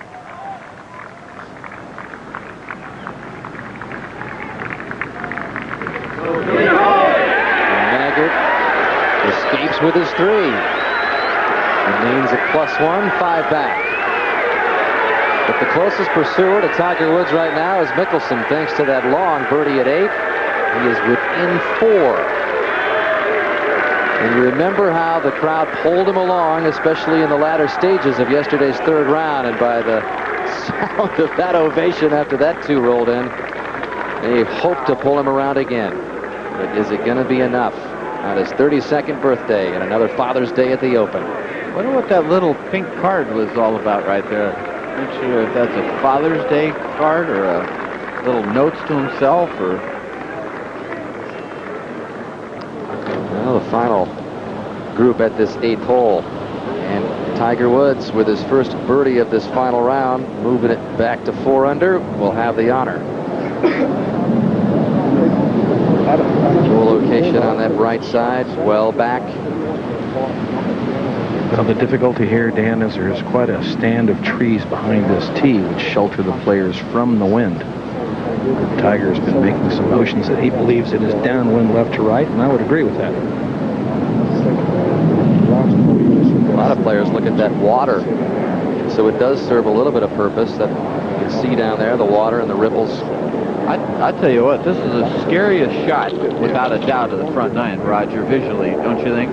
Well, I would agree with you, John, just because the green sits so far down, and the ball's exposed to the air and the elements for so long, and plus with that tree overhanging on the right, I agree. I think it's a demanding shot.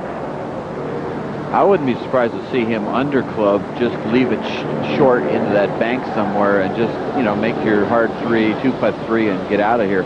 If he tries to hit it all the way back to that flagstick, boy, that's a narrow target. You can see those trees moving. Report from our blimp that the wind is 30 miles an hour. That's a good deal up in the air, but it is definitely blowing up there, and you can't feel it from back there on that tee. He's not sure what it's doing, but it's whooping up there. He's looking at the trees moving and swaying. Well, every now and then the trees dramatically make more noise as the wind picks up. That's why he backed off. He selected a 6 iron here. Steve Williams said, trust the shot, trust the wind.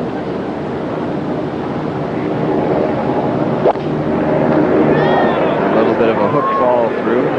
Maybe a make-up move. Where is it, Roger? This ball just a little left of the hole at the center of the green. Boy, that carried all the way toward the rear of the green. Well, that downwind, he just rode the wind, is a good play. To the par 4 ninth. 418 yards, dog leg left. Hole playing considerably more difficult today. Back into the wind. Fairway has been the 2nd hardest to hit on the golf course, and Mickelson just blisters one through the wind, carries it the 265 necessary to get it up on top. Back to 8. And Garcia. Is Garcia letting it go? I mean, he's missing all those putts. He's not playing horrendously, but he is 2 over par. It is windy. You got to give these guys some slack that way. It's a pretty strong wind, and it's been downwind, but I think that what we're going to see in the next 2.5 hours, we're going to see a lot of tough into the wind shots and some crosswind shots. So this is the last hole for quite a while that's going to be riding the wind. Roger? Sergio has selected a 6-iron as well. The wind has been swirling around, and for a while it felt like it was against him. So that's causing some indecision. You can't worry about what the wind is that you feel in your face. You've got to look at the tops of the trees. You just cannot be suckered into what's swirling around under those trees. Garcia, after the second hole, was just 2 back, but he's had 2 bogeys in the last 5 holes, all the way to +1. He's now a full handful back of Tiger. He's got to make a move and make it quick. He has changed clubs to a 7-iron.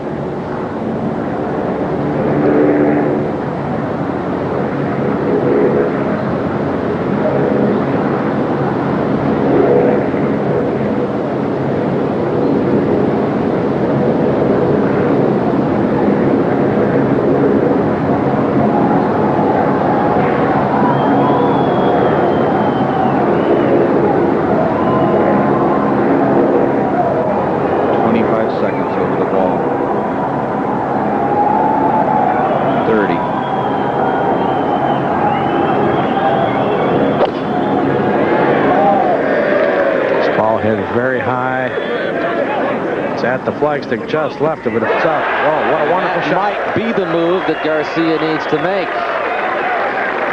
Like Mickelson, hoping for a rare birdie at the long par 3. They trudge down toward the green. So Tiger with his birdie at the 7th. It took him 15 holes to get the first one yesterday. Finally picks one up at the 7th, but just answering was Mickelson's birdie at the 8th.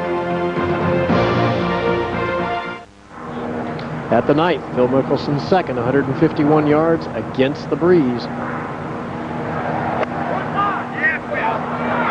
trying to play some kind of low shot.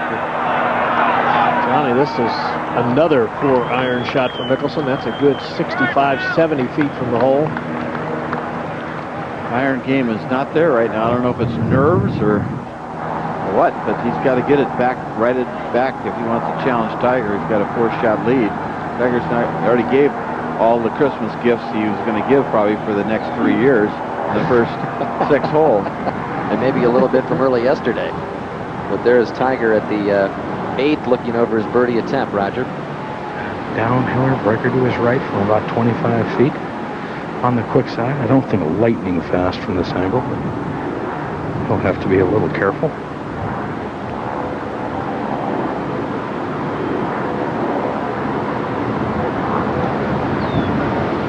This green is one of the quickest on the course, Raj. This one in sneaky number 3.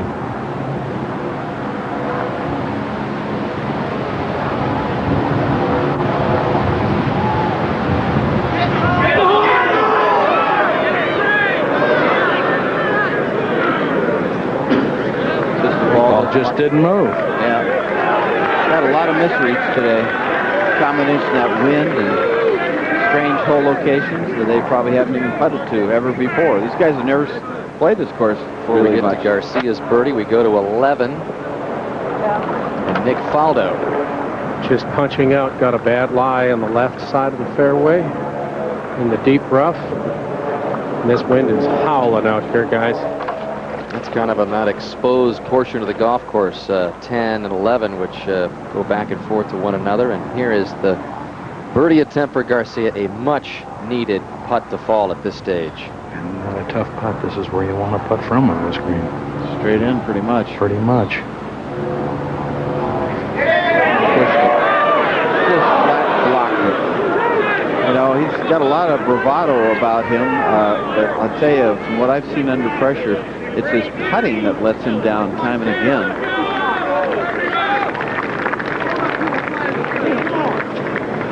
Garcia remains at +1.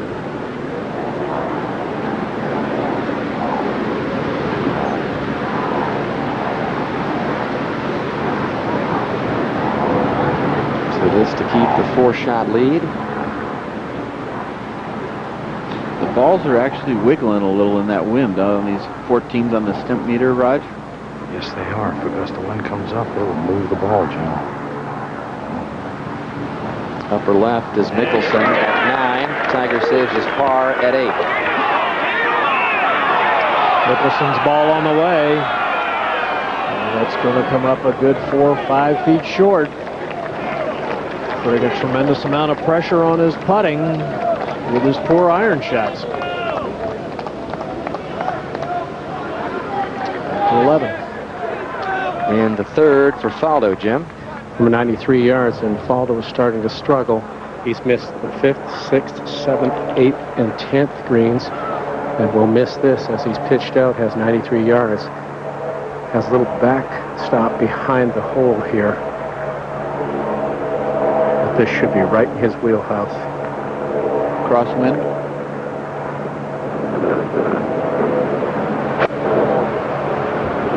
Nice little British Open swing. That's pulled well left, coming all the way back off the false front. And this group has just been put on the clock. They're Warren coming off the tee. To 9. Par putt for Maggart. Drove the ball in the right rough. Just had to pitch it out. Extremely quick and moving to his right. Good stroke. Boy, he made a number of those yesterday also, Gary, so he has got that putter going. Well, he has putted the ball beautifully all week long. Coming into the round, he had the second lowest number of total putts for the 3 rounds. Now back on the tee, and a much more difficult driving hole today, number 9, playing back into the breeze. Tiger Woods. Using driver today, used 3-wood here yesterday.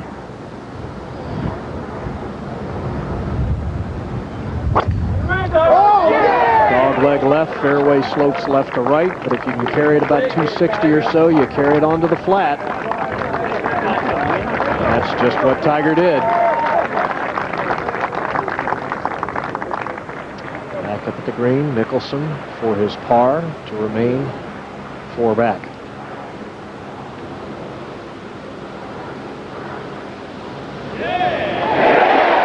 Confident stroke there. So Mickelson needs to get something going with 9 holes to go. Tiger Woods safely in the fairway at 9, and we'll be back in a moment. And the Tropicana 400 on Sunday, July 14th. But Mickelson off the second longest par 4 in U.S. Open history, the 10th, at 492.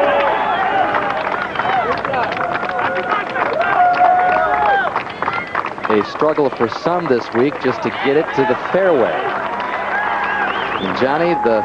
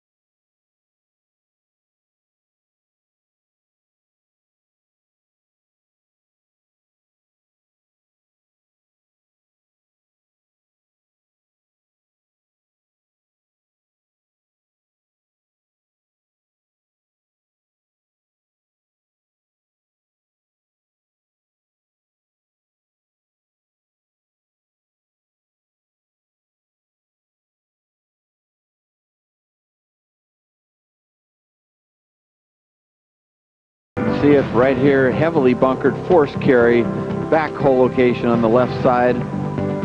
It's a hole you just have to hit a good high iron shot and stop it quick.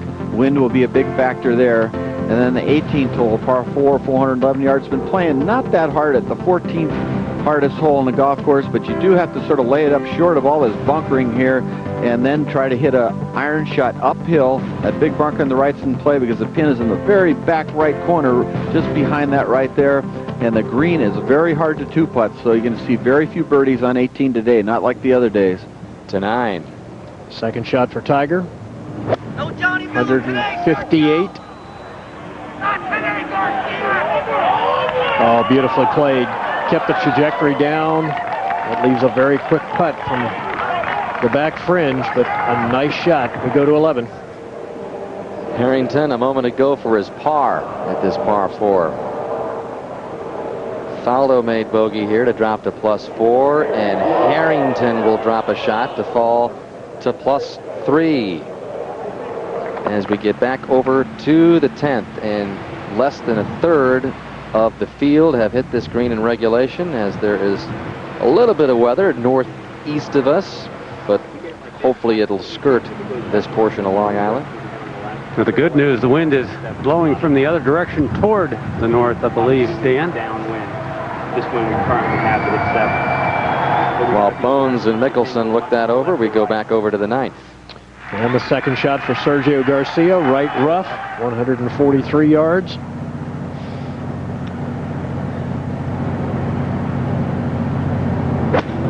It'll take a lot of muscle to get this up to the green. They got it there, but couldn't hold it. So Garcia, another wayward shot. Back to 10. And Mickelson played a 3-wood off the tee, Johnny, so he could make sure he got the ball in the fairway, which is critical here. Flag's going left to right. Is the wind the same direction as it's been all day, or is this front coming through changing it slightly, Mark? I think it's changing it, Johnny. You just heard Jim Mackay say it's coming a little bit more from the left now, so where this hole was straight downwind before, it's probably quartering from the left, I'd say. Well, we'll get an update from our other tower announcer, Gary Koch, and see if that is the case in a second, if it has switched the wind. It's hard to tell sometimes down here in these trees. Well, Johnny, that's the problem. The holes where I'm seated, you know, we have a lot of trees blocking the wind out. It seems to be swirling, but it is increasing in intensity. Needs a good iron shot to start this Mickelson charge.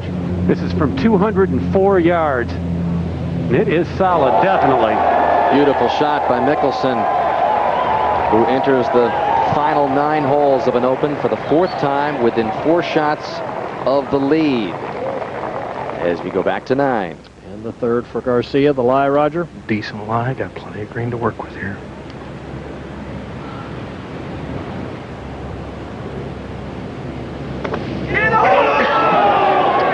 I'm not sure what that was. What was that? I mean, I think the club bounced on him. That big a swing, though, for that length of shot. Back to 10. And Maggart. 196 yards. The ball just crept into the rough.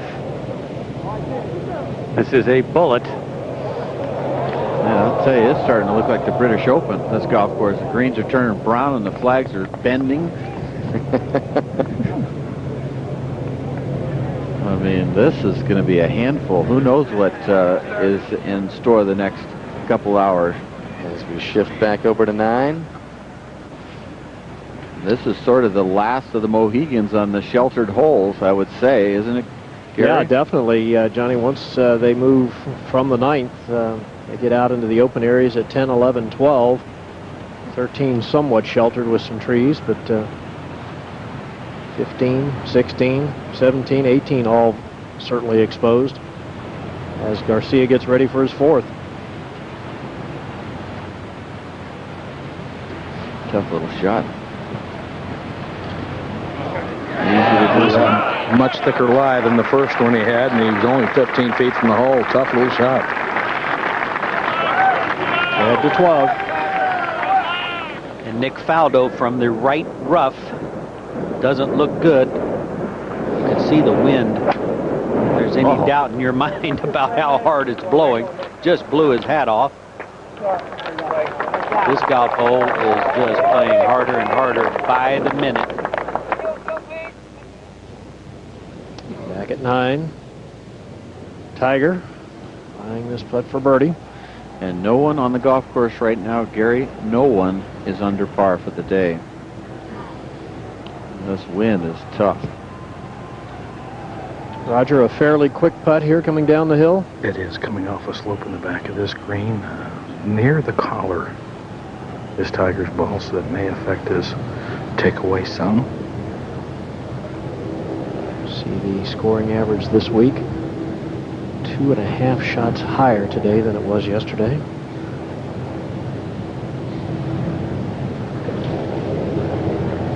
Putt will definitely be moving to his right as it gets near the hole.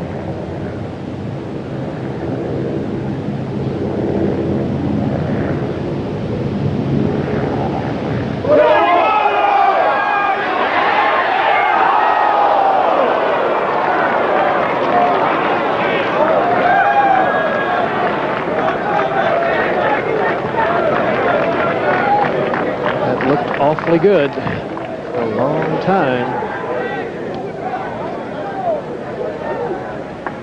About here, it looks very good. Just wiggles right.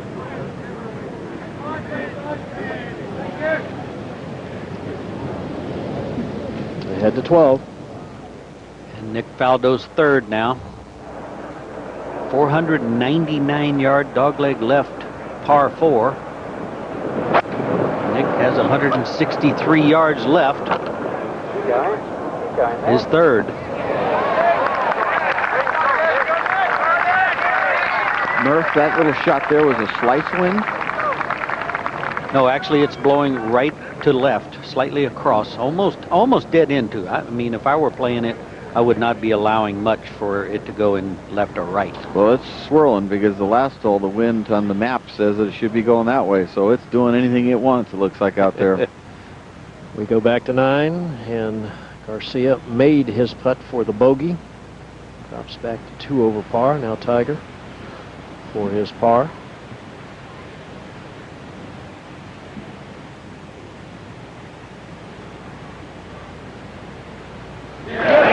Safely in, 4-shot lead with 9 to go.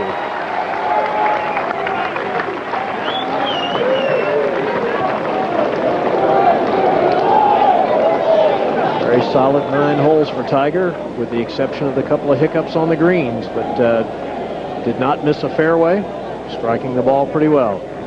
We go to 10. And Mickelson ready for a big birdie putt. Well, Jeff Maggard has already played his third shot from behind this green. This is a very important putt, I think, for Phil. The tendency is for the ball to break toward the front of this green, but the wind is blowing from his right, so that will tend to flatten it out a little bit. This iron shot was by far the best iron he has hit all day.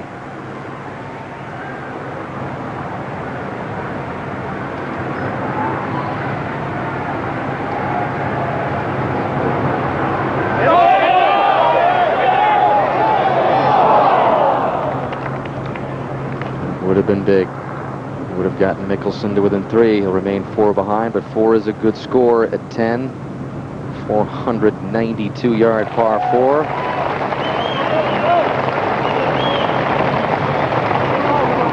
And back to the tee. A hole where Tiger can take advantage of his length.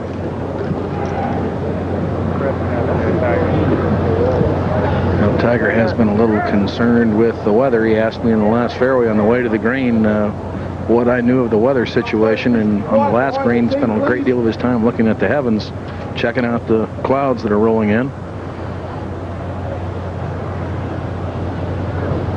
You can see what he's done on the back 9. The back 9 measures nearly 200 yards longer than the front. It's the best of any of the leaders. So Tiger with a 4-shot lead is looking good. Great driving, Roger? No missed fairways. That's impressive. Look how long it is to that fairway at 10. Hey, folks, can you be quiet over here, please? And then your second shot You got to get it there. No rolling it up. You can see the focus in his eyes, the resolve. A lot of athletes around the world would like to wonder what goes inside that mind.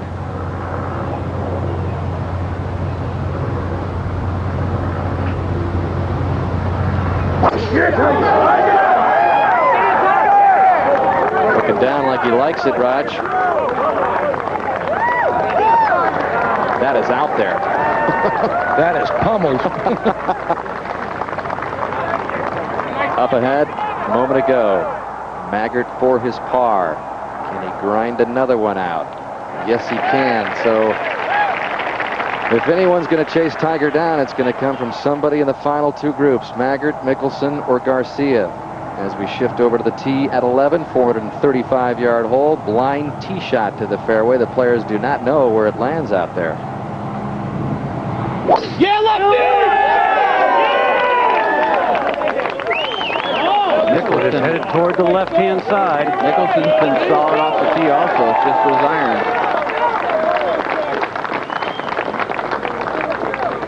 So Mickelson safely in the fairway there at 11 as the leaders make the turn. If you just joined us, here's what has happened earlier.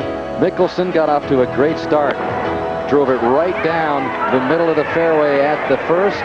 Got a pretty good break with his second coming out of that rough. And Mickelson was able to turn it into an early birdie to get to 1 under. And then the final group teed off. Tiger and Garcia. And Tiger had this putt for par at the first, so there was a two-shot swing between him and Mickelson right from the get-go. Mickelson was within 3, and then Tiger missed another one at the second. Woods beginning with 2 bogeys to begin the round. The lead was just 2 over Mickelson and Garcia. And then Mickelson for par at the third with a big save to remain at 1 under within 2. Garcia for par at that long par 3 off the mark. And since then, Garcia's picked up 2 more bogeys to fall off the pace. Mickelson second at the 5th.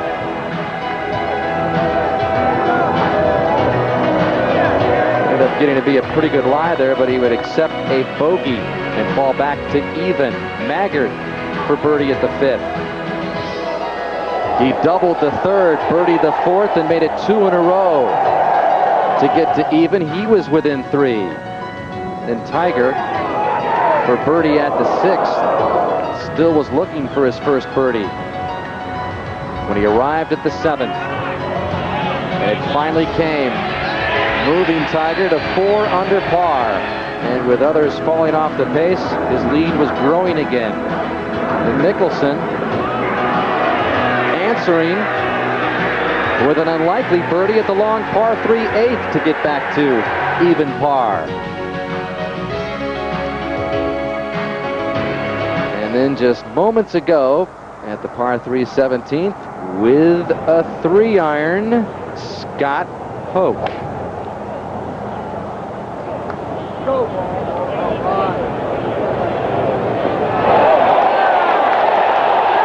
And it goes 37th ace in Open history and the 3rd this week.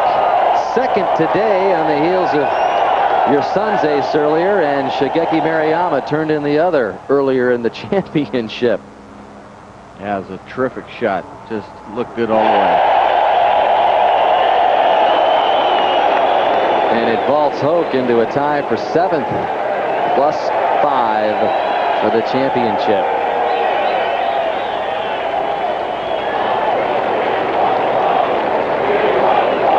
So with that, Mr. Hoke gets on the first page of the leaderboard. And you look at those numbers, today's score. We want the ball, Scott. He's the only one on that front page under par.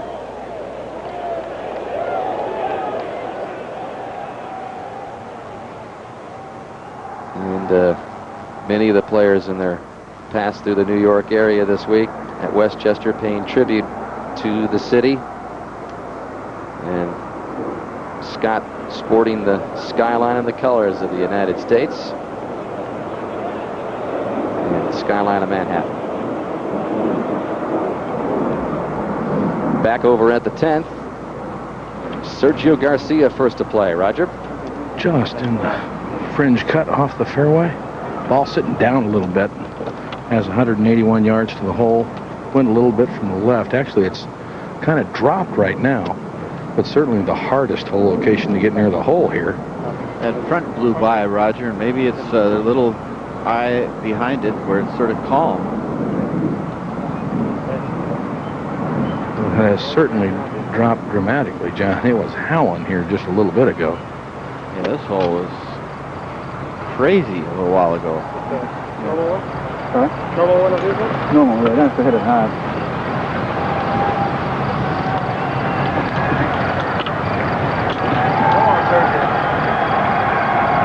See that right hole location? That's a 7-iron for Sergio.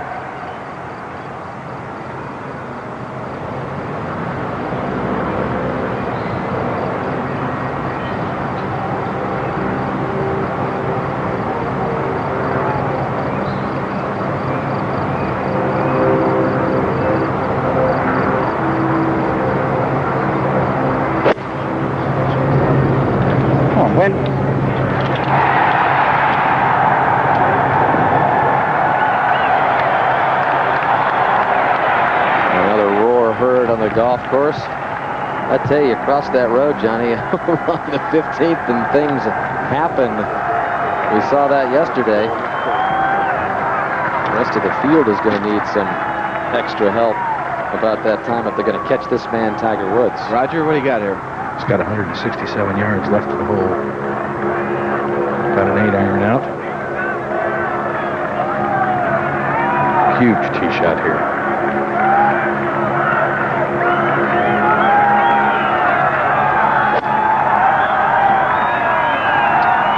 Ball left of the hole at the center of the green. I think we might go to cruise control now, John, huh? Yeah, pars. Remember at Pebble Beach when he said, I just don't want to make a bogey on the last day. I'm going to just try to make pars. And, of course, he went nuts. But I would say right now it's a good call. He's at the point where he's saying a 4-shot lead. Is Phil going to be able to be 4 under to have and to tie me? And I just don't think it's going to happen in the wind. Well, that roar you heard, the result of Mickelson second at 11. So, all right, not so fast, says the birthday boy. New York Governor George Pataki, Bernadette Castro, who runs the entire state park system here in the state of New York and instrumental of the championship being staged here. Pataki also, it took a lot of people to get this Open Championship here. MetLife blimp still up there, so we know the weather's not too bad. Snoopy One teaming up with us again, as it does at all of our golf events in this major championship. Second on the season as Tiger Woods tries to add the second leg of the Grand Slam and tries for the first time to win all 4 major championships in the same year. But this one is not a done deal at all. Maggart to play first at 11. Just been a grind the whole week for him. Just putted out of his brain this week. 26 putts around, basically.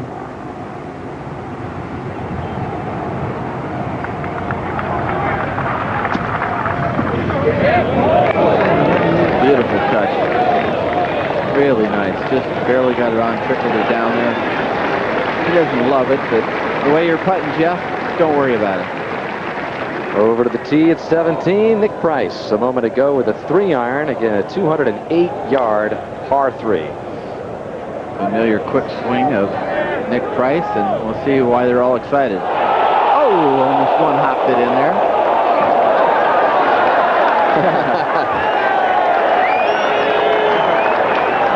Price with that 69 yesterday. Playing with Craig Stadler. Haven't seen much of him. We've covered about everybody but the kitchen sink, but but not the Walrus. Well, back over at 11. And Phil Mickelson just moved his coin out of Jeff Maggart's line, so that's a good break for him. He'll get a chance to see the break on this putt. And you're right, Johnny. Maggart has just grounded out for 3 straight days. And now the front 9 today, too. A man with just one top 10 in 2002. Just 2 wins in his 12-year career back in '93. And, of course, the big one at the World Golf Championship, the Match Play Championship in '99. This ball's going to turn just a little to his left. Double boxes, lower right. Garcia for birdie at 10. Maggart for his par at 11. Garcia's on the way at 10. Is it enough? And Maggart grinds out another 4 at 11. Maggart remains at +1.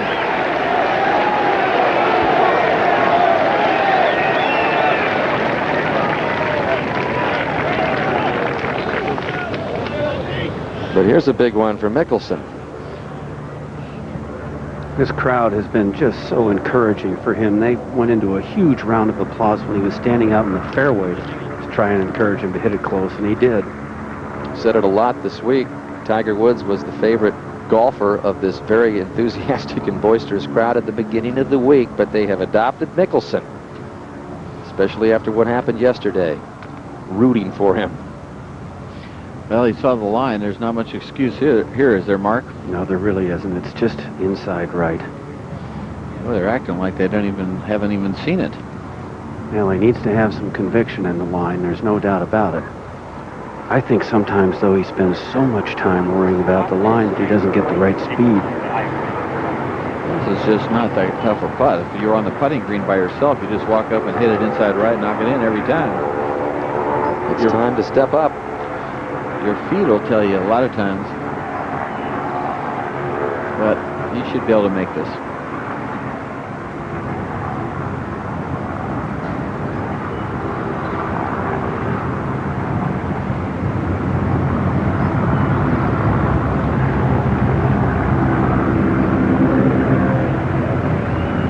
And he's back within 3.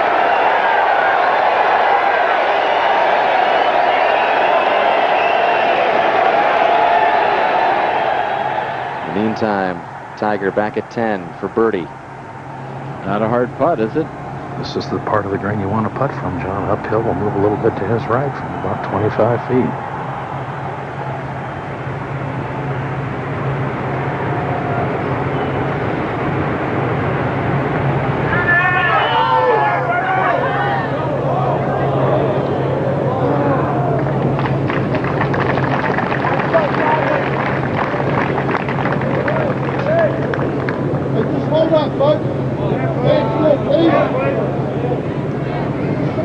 Let's take a look at this, see if there's a lot of skidding in putts or whether it turns over right away for Tiger. Most balls skid, and then the friction on the bottom of the ball when it's hitting on the grass will make it turn over, but it's an initial skid. That one bounced and skidded.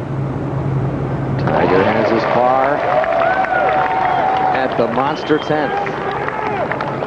But the lead has been cut to 3 by Mickelson. Just 2 players under par.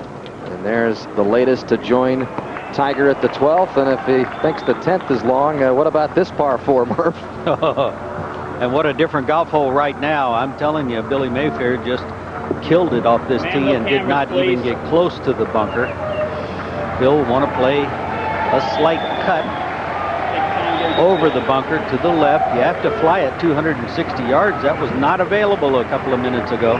Now what's the wind doing? I think the wind has actually died a little bit now, Johnny. We heard Roger say it before, and there's no doubt Mickelson can blow it right over the bunker.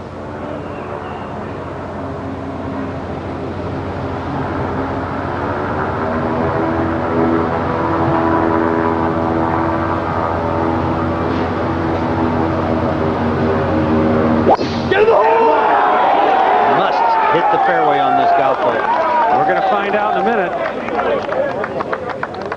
No. He overcut it just a little more than he wanted. Ever so slightly. That's been the story all day, though.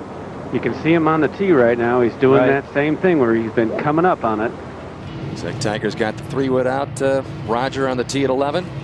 He does, Dan. This is a blind driving hole for the players, and the wind has just dropped to negligible down here. Just not much air moving at all out here at the moment. 435-yard par 4 sandwiched in between two of the longest par 4s in Open history, but this one can grab you and bite you in a hurry.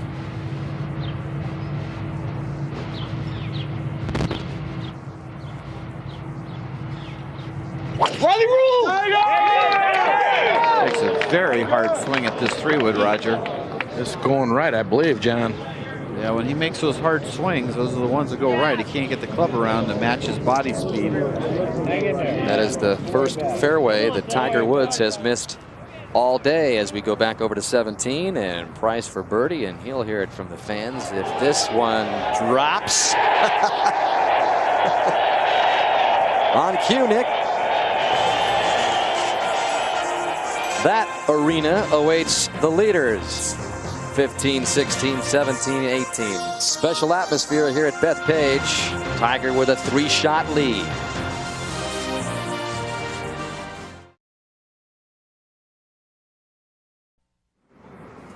Beautiful shot of the skyline of Manhattan as we pull back out to Long Island. Manhattan just about 25 miles due west, and you can see the weather out there, which is producing swirling winds out here at the Black Course.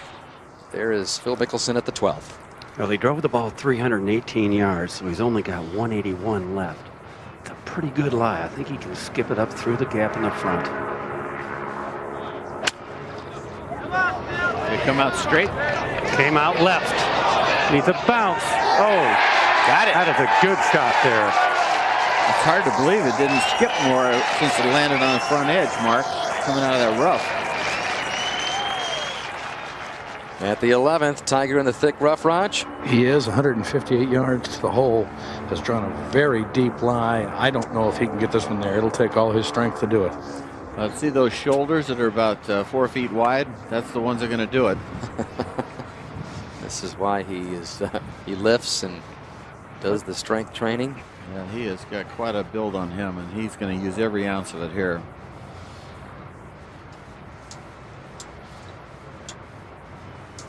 Watch the explosion here as he drives through this rough. Trying to chase the ball through the opening in the green, and he's got enough club on it to do that. What a shot. I can't even begin to tell you how good that is. Not many guys could have played that shot at all. Well, Roger, you tried to describe Tiger's shot up to the par 5-6 at Pebble Beach a couple of years ago. That 7-iron up the hill 200 yards, and I guess you just got to watch it and appreciate it. That's just not a fair fight. I mean, when 99% of them can't do that. That was a very creative shot, Roger. Let's take a look at Roger. I mean, Tiger in the swing view right here. Well, it's a good setup there, but I'd like to see Roger in the swing view. Watch this beautiful extension. Look how straight the left arm is. Now he drives up into it from behind. He's in good shape right there. Everything is perfect. But then his body goes down and he gets cramped up. And you see how the club was behind him by the time the body was all the way released. He was just late there, and the face is open here. You can see that. And then you can see his left foot hop off the ground. Bottom line is he just swung too darn hard at it. That was past the speed that he needs on this on his swing. Okay, Garcia's second at 11. Wedge from 132.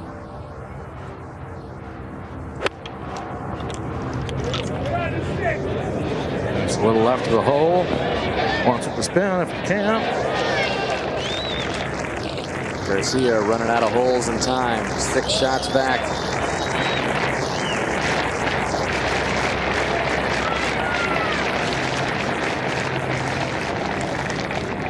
Already with a win earlier this year in the Mercedes Championships, beating David Toms in a playoff.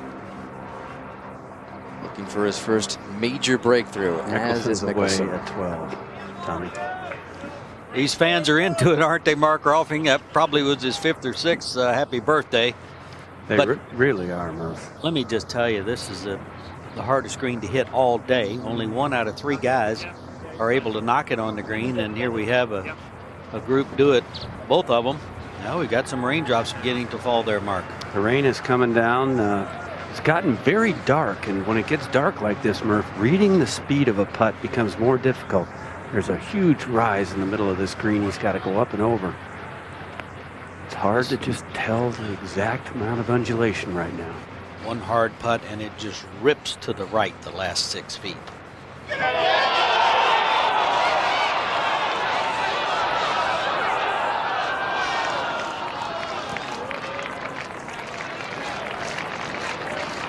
Hard to see that in the brightest of sunlights.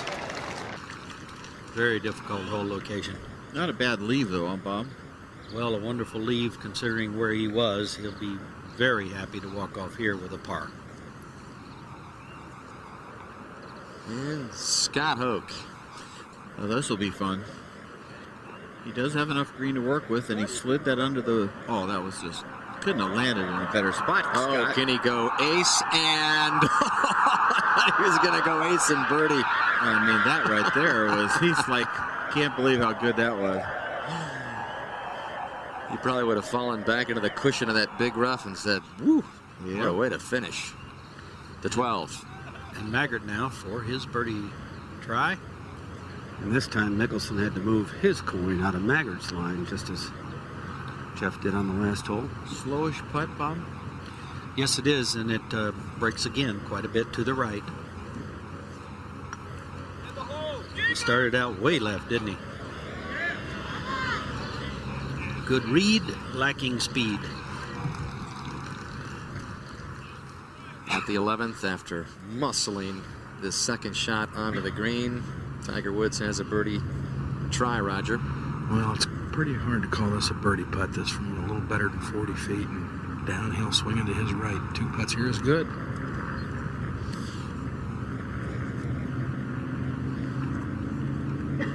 How much does this swing, Roger? Quite a bit, doesn't it? It does have a pretty big breakout, John.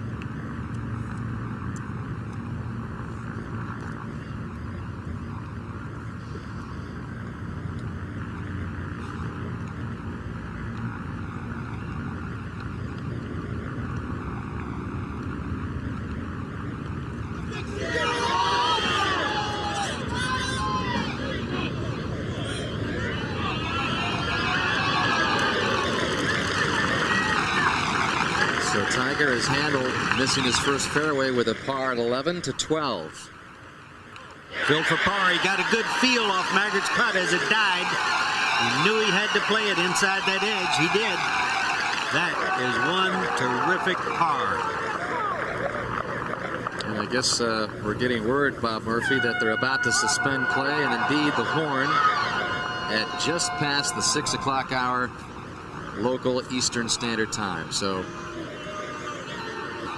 Tiger Woods safely in with that par at 11. He's going to have a little time to think about it. Well, that definitely means there's lightning in the area. We're very careful with the golf tournaments, and especially with the fans, as we've had. Players are asking, should I go in? Do we stay out here?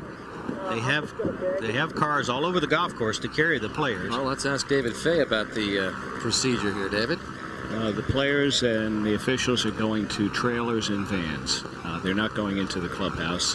This bad weather popped up very quickly, although the weather warning signs have been out since 5:35, warning the gallery that something might be coming.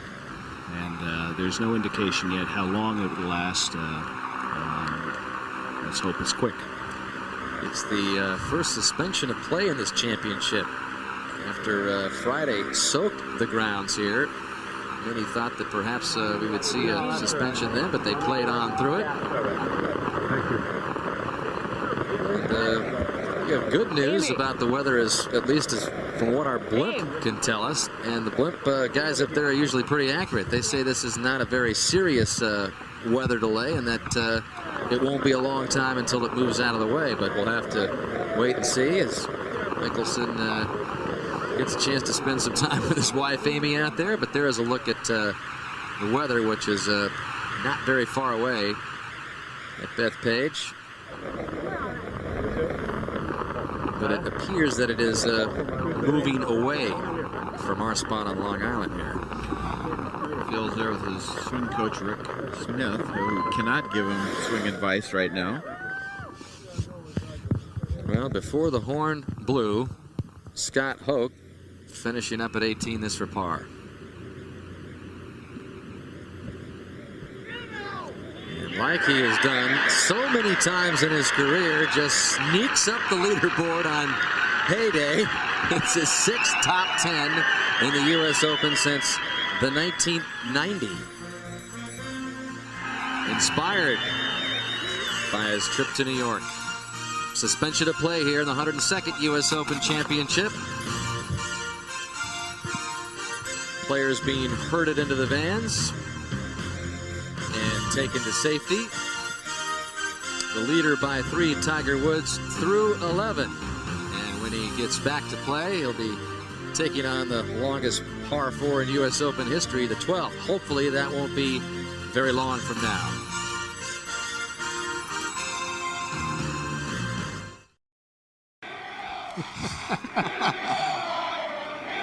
The most enthusiastic crowds I've ever seen. Fabulous. Well, Johnny, don't you think with what Mickelson needs to accomplish here over the course of about the last 6 holes that these conditions couldn't be more favorable? Yeah, the thing is, though, it's a two-way street. It's good for Tiger and Phil, and it's all about, there we go. Tom Meeks with a smile on his face. He's a happy guy. Blows the horn. They're getting restless. It's a good point, but Tiger's in a par mode. I would say the smartest thing I can say right now is Tiger's in a par mentality right now, and Phil is in a par option birdie mentality. So that's could good. Be pretty, pretty good stuff at the end here. Yeah. Tiger knows the value of a par right now, and Phil is going to be gunning. So after a 50-minute weather delay, back we go to work, and we begin at the 12th. And Jeff Maggart now for his par putt. Obviously going to be just a little slower than it was some 50 minutes ago, Murph. I believe it's just an inside firm, inside the left edge. That's exactly right. No great mystery here. These greens drain very well. We saw that Friday.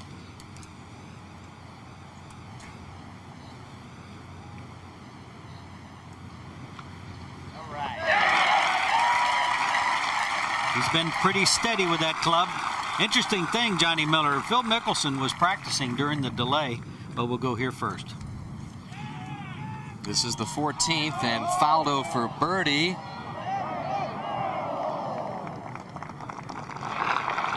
Faldo will remain at +5, +3 on his round today.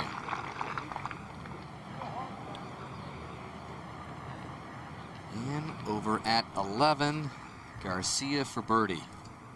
It's getting to be, well, it is, must make time for this man. Yeah, he's got to go crazy from here on in. Hasn't made a putt in a long time. That he needed. He's without a birdie today. Up ahead to the 12th. Interesting thing, Phil Mickelson is putting, practice putting on number 12 after the finish of the play of their hole. They are allowed to do this, given the fact that they are not delaying play. Kind of nice to be able to be out there and stroke a few. I think we've got some commentators out there. Yeah. All these people. No need for me anymore. They root for anything. You kidding me? Ooh. I saw Johnny Miller. Phil Mickelson was practicing his putting, looking at the hole and practicing at different lengths. 4 feet, 10 feet, all the way out to 35, 40 feet. So trying to get a good feel after sitting for a while. Mickelson's got that par 5 to tackle, Murph. Before we get to that, we go to Nick Price. Just a moment ago, this was the last little putt that Nick Price had. He waited 50 minutes to do that. Bogey at 18 for Price. Still with a fine round. And out to the 12th. And on the tee, Tiger Woods and Roger Maltby, we talked about it, the longest hole, par 4 in U.S. Open history. What a tee shot. I can't think of a tee shot I'd least like to hit after a 50-minute delay without hitting any balls than this tee shot. But you don't carry 300 yards, Raj. 8 of 9 fairways hit today.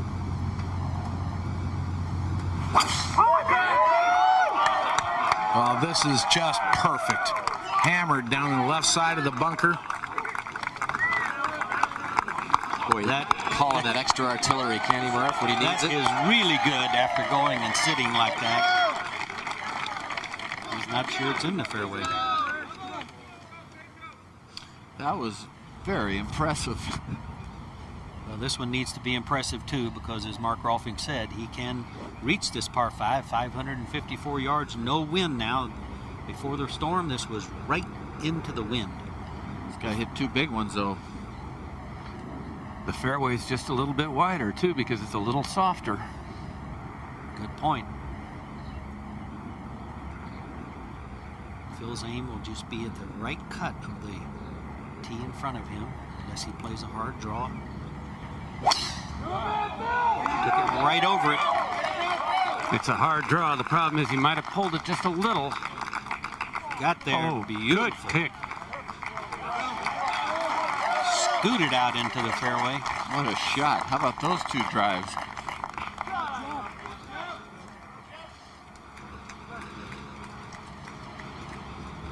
And Jeff Maggart now. Jeff will have to go left of that line. It's not as strong as Phil Mickelson.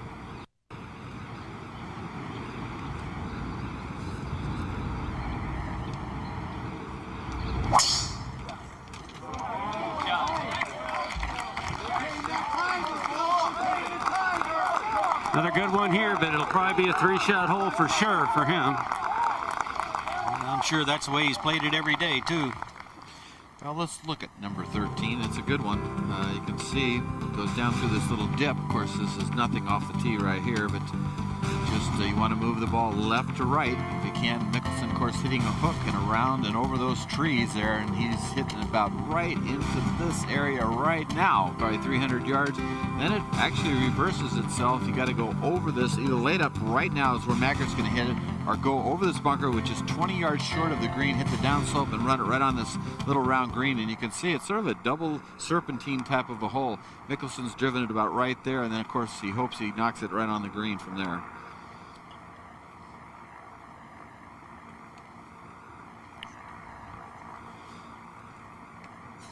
And back at 12, Sergio's tee shot now. This just earlier.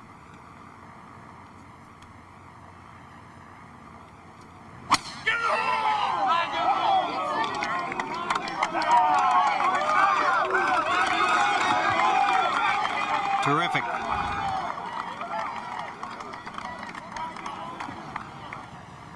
Padraig Harrington for birdie. This a moment ago. Again at the last respite before the final 4 holes. There's a lot of Irishmen out there that'll enjoy this putt. And Harrington moves back to +3, +2 on his round today. 14, the easiest hole this week. That's nice. And there is Harrington moving back in there at +3. 7 back, though, as Mickelson and Woods remain the only players under par. Over to the tee at 17. The site of great activity yesterday. 208 yards. Hole locations were right there on the left side. Davis is taking dead aim at it with a 4-iron. Big follow through might be going right, I'm not sure. When your belly sticks out that much in your follow through, it's usually a block to the right. Davis Love has struggled on the back 9 on the black. Even play on the front, but +11 on the back. Started off with a pair of 71s. Was it +2? Was it +4 when it began the day? But +7 on his round today as we get back over to the 12th. And Roger Maltby's down there with Sergio. 201 yards left to the hole. Looking right up the throat of the green at the flagstick.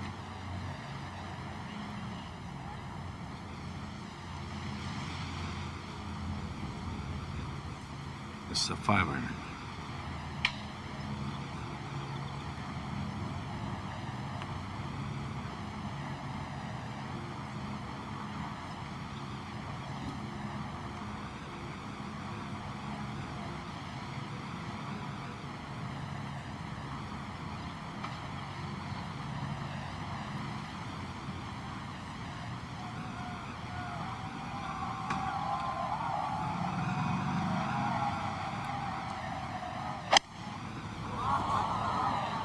This ball pulled badly left.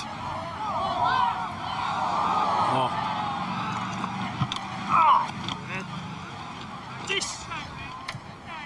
Bad shot, and up at 13 now. Mark Rolfing, you're right there.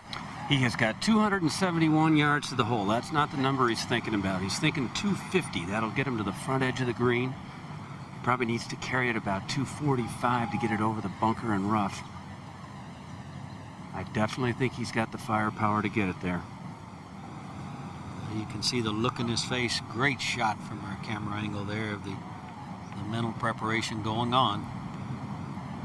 He does have to bust this.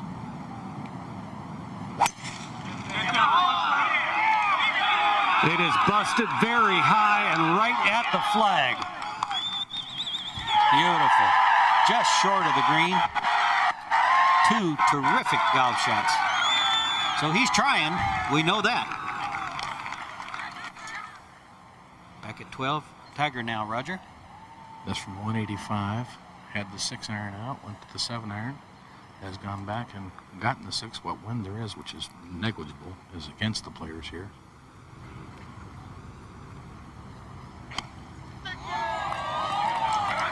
Smooth 6-iron, this just a little right of the hole. Pretty good looking shot. And the fans here know it's one of the best they've seen all day. Will collect to the right. There's a little dip over there on the right-hand side. Not a terribly hard putt. And importantly, Johnny Miller said he's in that par mode.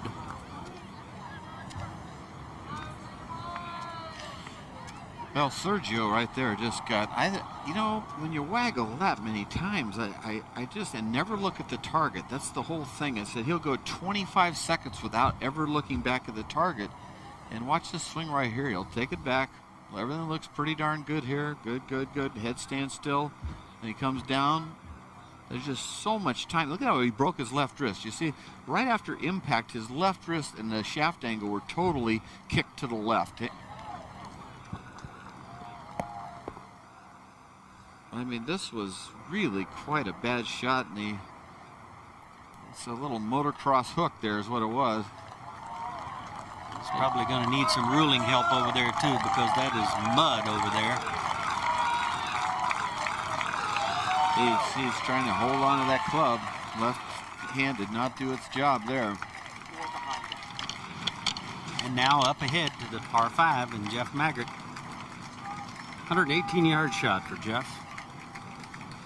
Probably would have liked to get it a little bit closer to the hole, but still a pretty comfortable distance for him. Well, without question, Mark, he needs to take this all the way back to the hole. This has been spinning quite a bit when a player lands just short of the hole.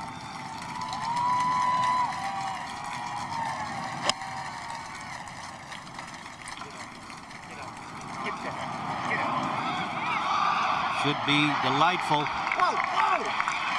With a little rain, that's just a little extra cushion, and so she backed up a little bit more than he thought.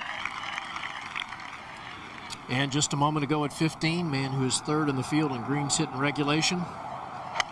Played this iron shot up the hill from 181 yards. How about that? Oh, easily the best second shot we've seen at 15 all week. And now he's coming up to the green, and the fans just giving him a wonderful ovation. Can't help but think that, Dan, he was motivated a little bit. There was an article that came out in one of the golf publications here just recently where his former teacher said that Nick was a racehorse who had turned into a cart horse. Huh. Well, it's been a flashback week this week for Faldo, hasn't it? It has indeed. He's played very well. Back to 13. Phil Mickelson walking up now, taking a look. Has a club in his hand. Is that the putter, Mark Rolfing? Yes, it is. Probably going to trust this stick. He is not actually on the surface, but it's tightly mown right there in front. The second shot must have landed very softly. We saw him hit it. It was very high in the air, but it did not move much at all. That's right. It only landed about 4 yards short of where it actually ended up. Matter of fact, I think I can see the actual pitch shot.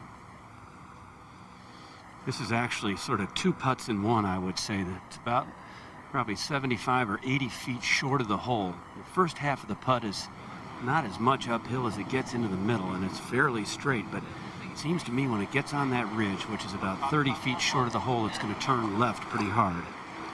It's going to turn a lot less than I thought when I went out and practiced on this green earlier, anticipating someone being down in this area. This will break maybe 2 feet. I'd be surprised if...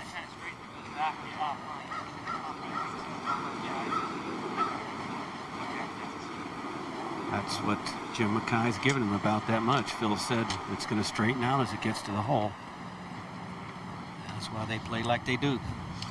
Well, you call it, Baba, as far as distance. This is all about distance. The line is one thing, but the distance is the big one.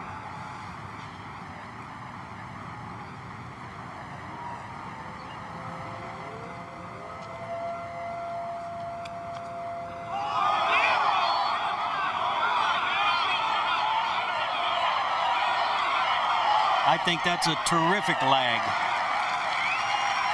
from down there, and I would call it that.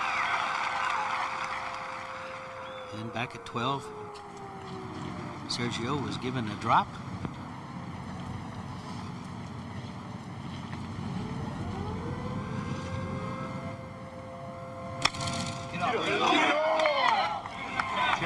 Settle down. That may go all the way off the green.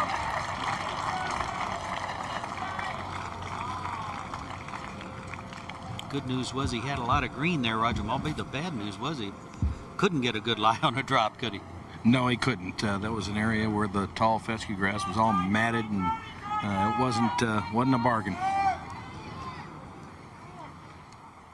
Well, the sounds, the blaring sounds you hear in the background is not weather delay or anything. It just alerts local firemen in the area here. Jeff Maggart now for birdie.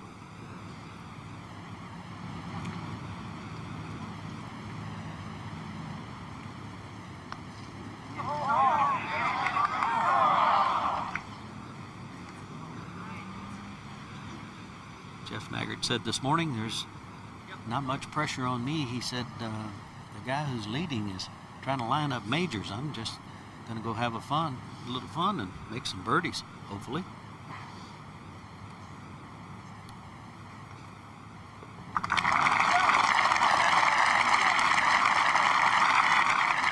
Steady player, that man.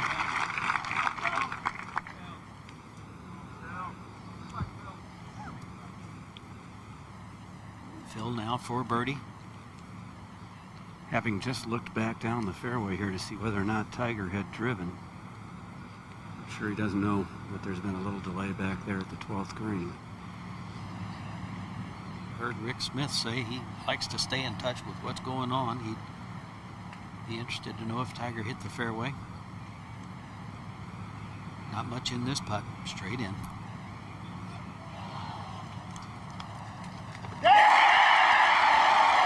That's a big birdie. Goes Phil within 2. Tiger yet to putt for his birdie at 12. But that's taking care of business, isn't it?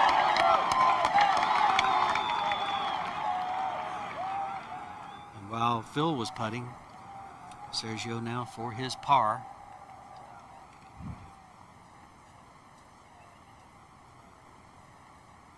Probably a good read there, Roger Maltby, for Tiger to see the ball go up and over that little slope. Well, the key issue is he's put it on the proper side of the green, Murph. He's left himself the uphill putt.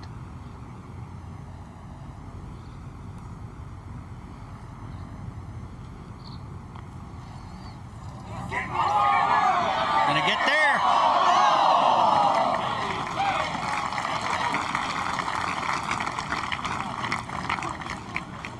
Two-shot lead. Tiger still enjoys. He was grinding on that putt. I'm sure he heard Mickelson's roar up there too, would you think? Look at the eyes.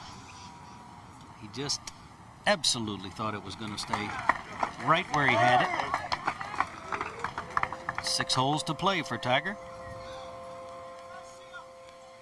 And this just a moment ago at 15, the short birdie putt for Nick Faldo. Oh, yeah, the people love it. Faldo to 4 over for the championship. Just the 5th birdie of the day here at the difficult par 4. Back to 14. And a very real chance for back-to-back birdies for Mickelson on the easiest hole this week. This par 3 14th, just 160 yards today as Mickelson has moved within 2 of Woods. Good hole location for him over on the right-hand side. He just needs to be careful not to spin it too much back down the front of the green.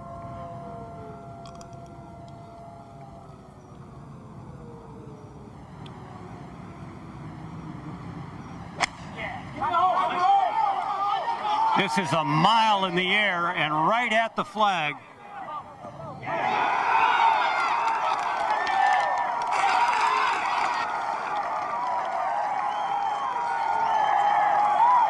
Mickelson, who at one point in this championship trailed by 10. He played the first 42 holes in +5. He's played the last 25 holes in 7 under. He's got 17 birdies, the most of anyone in this championship, as Tiger tees it up at the par 5. And this is his strength. He's been the best the last 5 years on tour, and birdie percentage on 5 pars just over, I think it's 50%. And this is his strength. People have run down out of the stands at 12 over to the tee at 13. Roger Maltby, he'd love to hit the drive he hit on the last hole. Yes, he would. Big tee shot. Important to get it in the fairway, obviously.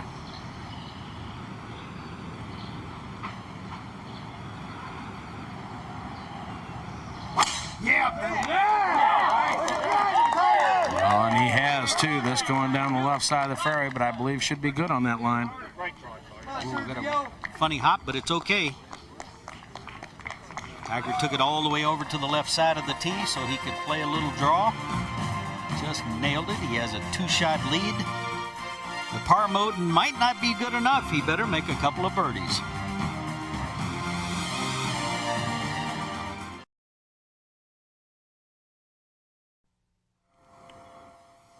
Well, look at the look right here. He's going to hit a vicious tee shot here after coming off that delay. You would think he'd swing controlled, and he has just killed it 2 holes in a row, just as hard as he can swing.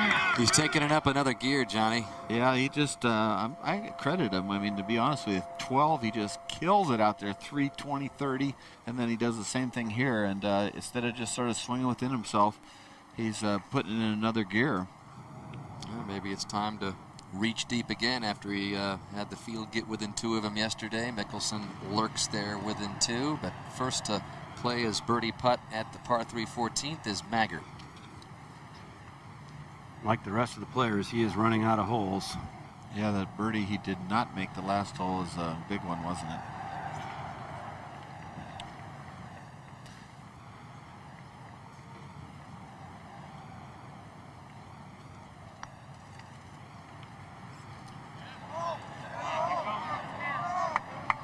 Is pushed and going right. Not much you can say to that putt, but good distance. So Mickelson with a chance for his 3rd birdie on the back 9. Have you looked at this, Mark? I have looked at it, Johnny. It's about 22 feet below the hole. Everybody on the tee thought it was much closer than it turned out. It's going to be a little bit on the slow side because it's back up the hill here. That's sort of enough. No, you're right. Scotty Jim Mackay, very valuable to Phil. Every shot.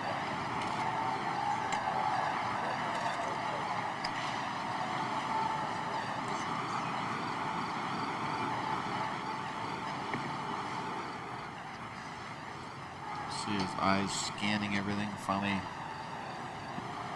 hopefully, has clear intention of what he wants to do and how hard he wants to hit it and the line he wants to pick out. He's obviously got a spot just about 10 feet below the hole, and it looks to me like it's just outside the right edge at that point.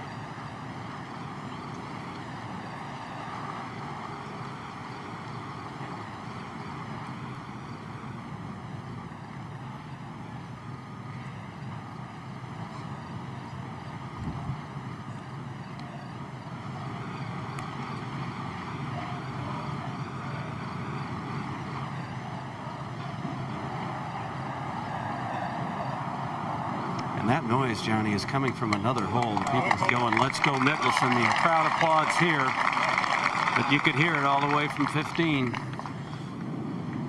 Yeah, it sounds like a soccer match, if you want to know the truth. Not on this hole.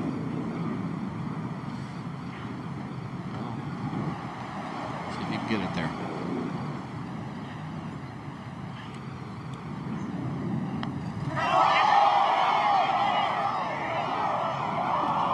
Same as Maggard, always on that side of the hole.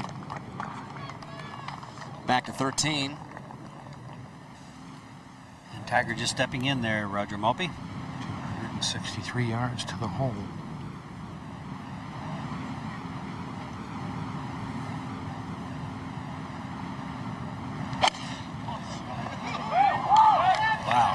He likes it. Boy, it's just right of the hole. This is nuked. So much for the pars. I'll tell you, that's just terrific. I mean, what a magnificent drive on the last 2 holes, and that shot there. He's got that look and he's got that strut back. He has so much reserve power. He's a lot like Jack Nicklaus. He'd be hitting along right even with you, and then when he needs it on a 5-par, he just lengthens it out. He's got it. I mean, look at that with an iron. And that's one of the big reasons why he became such a force, Johnny. Wouldn't you agree? Able to just gear down and use it when you need it the most. Use it in the major championships, but or out of the rough. Yep. You know, when he really needs that extra power, it's a big advantage. Mickelson has his par at 14, but with Tiger aboard in 2 at 13. As Mickelson heads across the road to a difficult Final 4 stretch. The challenge is great to try and catch this man who you think is going to at least pick up 1 on him at 13. And there it is across the street, Johnny. It's a totally new experience when you cross that road over to 15.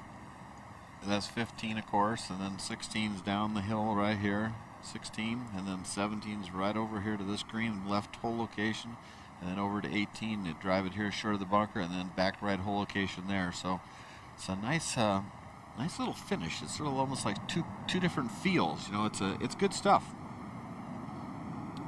So much acreage out here at Bethpage State Park, 1,500 acre complex, and the first 14 holes take you on a 6.5 mile hike through rolling farmland, and then you come back over here and get the Final 4 in a hurry, and ultimately deciding the outcome of this championship.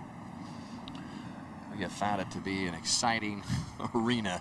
Well, it's nice for to this game. Nice to see Woods and Mickelson actually playing total quality golf right now. It's not like, you know, they're both sort of pars beating them, and right now they're beating the course, and the course is not easy. The number 1 and number 2 ranked players in the world, separated by just a couple of shots. Here comes Mickelson emerging from the fence, where they have waited a long time. Wow. It's like flipping open the gates or the doors to a rock concert. Yeah. And the players are going to have to deal with what's going to happen in the next 4 holes, too, because it's going to be a different level of intensity with the gallery. Mark, can you hear us out there? Well, I can. It's like a heavyweight boxer coming into the ring on every hole, every tee and every green. The only thing missing is the blaring music. Yeah, it's even going to get crazier, Mark, the next 4 holes. You watch. But this is one of the toughest par 4s in the world right here. And Gary Koch. Well, Johnny, the fairway has been the 4th most difficult to hit in regulation. Players hitting it just over 56% of the time. There's a good look at the hole. Slight dog leg left. There's a fairway bunker down the right-hand side, but that was eliminated in the renovation. Doesn't look like much when you look at it from here, does it? No, it doesn't, but it is one tough hole. Hardest hole on the golf course.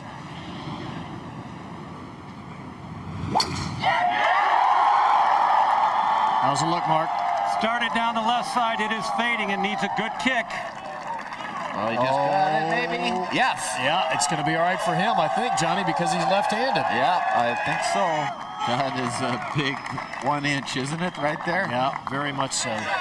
Just in the intermediate cut. Back to 13. While Tiger walks around Roger Maltby, this man started 3-putt, 3-putt, and now he's putting for eagle. Seems like every time he's threatened, it's when he responds his best, and especially in majors when he's threatened. Well, that has certainly been his M.O., and this putt, although it's almost 30 feet, is really not that hard a putt, Murph. This is one he could hold. He's driven it great, hasn't he, guys? And also #1 in greens hit. It's really his ball striking he's done it this time, not the putting after the first 2 rounds. He just seems so very much in control every time somebody pulls up there within a couple of shots, and he goes about his business. This is not a hard putt, exactly as Roger Maltby said.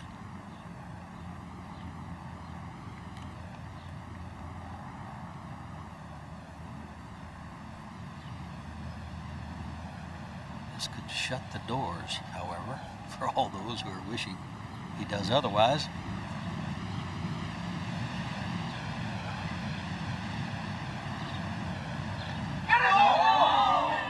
Hard enough. I don't believe it's going to stretch. Yes, it is. Oh, no, you're right. Boy, I thought it was there. You still got the good eye, Rod. I thought it was there.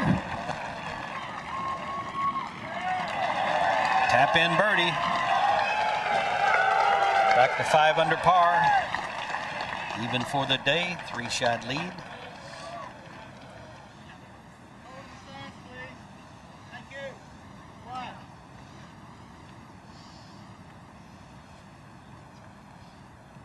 Good look at Tiger's eyes. He thought he made it. The club is already up in the air, giving the signal. Whoops. How did that stop? Now Sergio. Here's a man that needs a couple of birdies, missing that one. He needs a couple just for his mental feelings, I would think. He has not responded well. Quite the opposite of Tiger's response to the pressure. No birdies today. Unbelievable by Sergio with all his game. No birdies. Keep waiting for the Tiger-Sergio Classic duel. It has not happened. That putting, the putter of his has really let him down in key spots, I think. So the next on the list is the short par 3. One of only 2 holes playing under par for the week. Not a dangerous hole at all. It's one of those holes that you really don't have to worry about a lot. Got the ball teed up, got plenty of green to hit to, and you're thinking birdie all the way. Well, you need to get your head together before you go over to 15 and jump into the gladiator pit. MetLife blimp, Snoopy won. Cruising the skies of Long Island, and for the record, Snoopy 1 never left during the 50-minute weather delay. Where the heck are you going to go with that big thing? It's not like you can just park it anywhere, although there's enough acreage out here. You probably would be able to set it down, but Snoopy 1. Thanks to the guys up there in the MetLife blimp. Well, Johnny, 3-shot lead. He's in a really great spot right now. He could play this probably out at 10 feet left of the hole, 160 yards. Not much wind, Roger, and it's a pretty cruise on this one. He's got an 8-iron, John, and I would sure look for this to be left of the hole. Just watch him, kids, how he does all this. His mannerisms, it takes just the right amount of time. Everything's just the way you want to copy.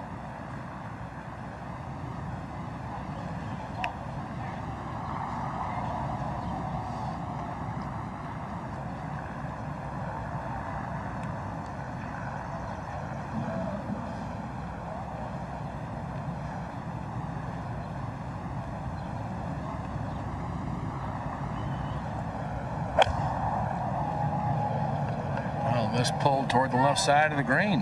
This is well left.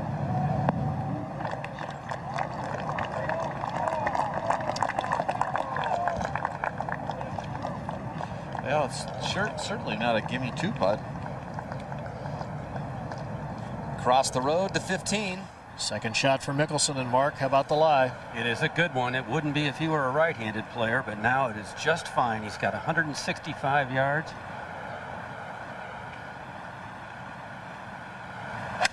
severely uphill. This whole location has been easier since the rain. Oh, no, it's not going to stay.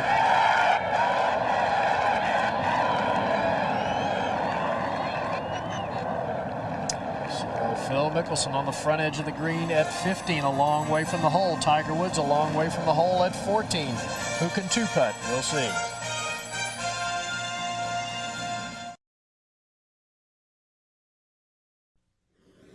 We're back at 15, where Mickelson received quite an ovation as he approached the putting surface. Takes a look at the leaderboard. It is just to the left of the green. That shot out of the rough had tremendous spin, didn't it? Well, it did, John. I think perhaps he was expecting it to bounce forward before it dug in, but I think the soft green with the rain here really hurt him there. Yeah. Probably more than helping him. Well, this isn't the worst spot in the world, right? No, it's not the worst spot in the world. I mean, I would say it's not very easy to make birdie from here to hole it. But I'm not sure it's a good enough lie, Gary, that he can even putt it. Could be a fairway wood, or just a little flat-faced chipping iron. I don't think he's made the club selection yet. See the slope that he is inspecting right now, and this is the most severely sloped green on the golf course. Definitely have to get it to the hole. It'll come back if you're, 12 feet short? Yeah, if it were to be about 12 feet short of the hole, it would come right back to this same position. Boy, look at this club. It has got a lot of loft, Gary. What is the brow of the hill right here, Gary? Yeah, right there? That's just about it, John. So about 4 paces over the brow is where the hole is located. Is he going to hit into that bank, or is he going to go up on top?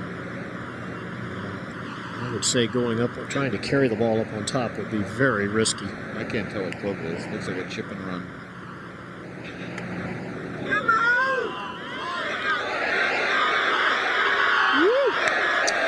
Great touch.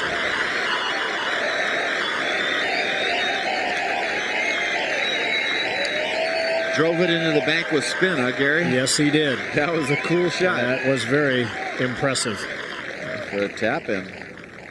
All right, safely in at the difficult 15th. Mickelson with his par.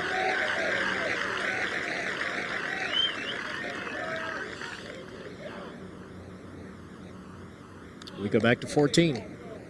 And Tiger Woods, lengthy birdie try.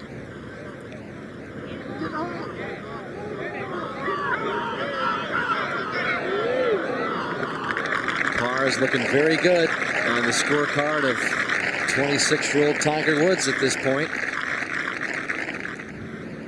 He'll remain at 5 under as we go back up to 15. Jeff Maggart left with a lengthy putt for par, Mark. Yeah, he'd be liking to have putts like this for birdies, but drove the ball in the left rough, had no chance.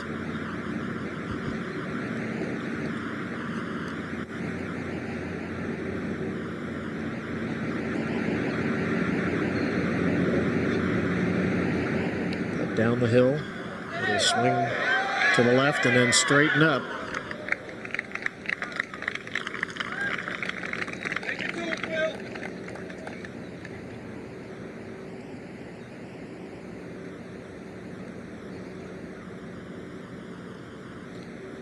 Played a very surgical, safe round, didn't he? Well, he played, Jeff Maggart played, I think, the way Jeff Maggart plays when he plays well. Johnny, he drives the ball in the fairway most of the time. Not particularly long, but this club right here has been a big help to him all week long. I'll say. #1 in the field in putting. On his way to another top 5 finish in the Open, Gary.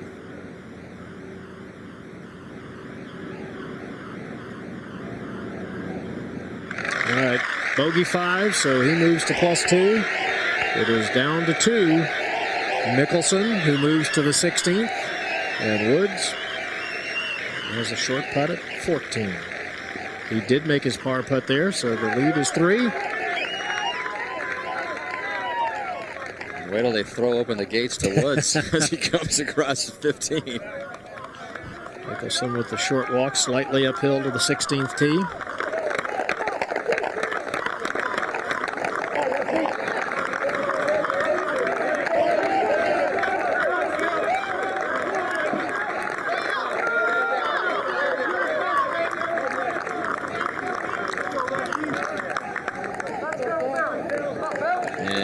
comes.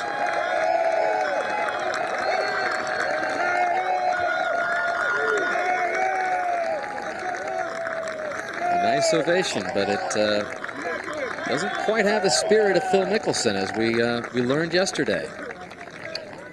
Crowd rooting for a close competition to the end. We'll see if they get it. Woods is up by 3, though. This is a tough putt to make. Tom Byram, a moment ago, for birdie at the 18th. Top 15 get into the next year's U.S. Open, and Byram with an even par or 2 over round of 72 plus 6. So he is in good shape. Tie for 8th. The top 8 also get into next year's Masters. 16 tee. Some 60 feet from tee down to the level of the fairway. Mickelson with the driver here at 16 just stood for a moment next to the ball, staring straight down at the ground. You only wonder what's going through his mind. Mark, he's hit 10 of 11 fairways so far today.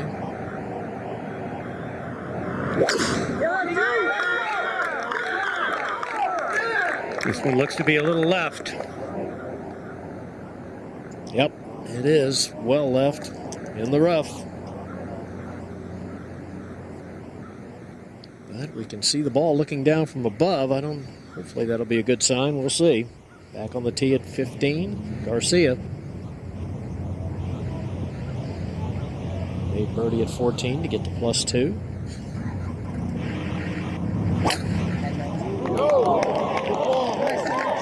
Good looking tee shot here going down the right center.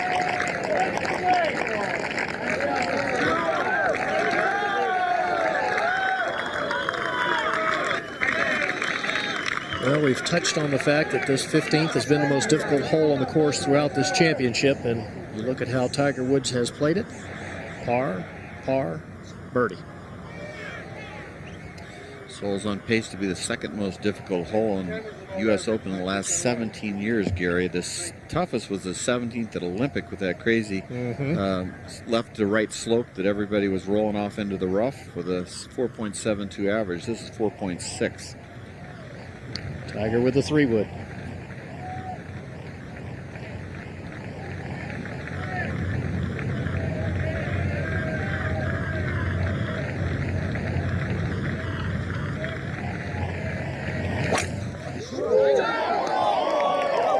This ball 2 down the right center. This is good. It's hammered here for a 3-wood. Yeah, right behind Garcia's driver. So Woods safely in the fairway at 15. Mickelson in a little bit of trouble at 16. We'll be right back.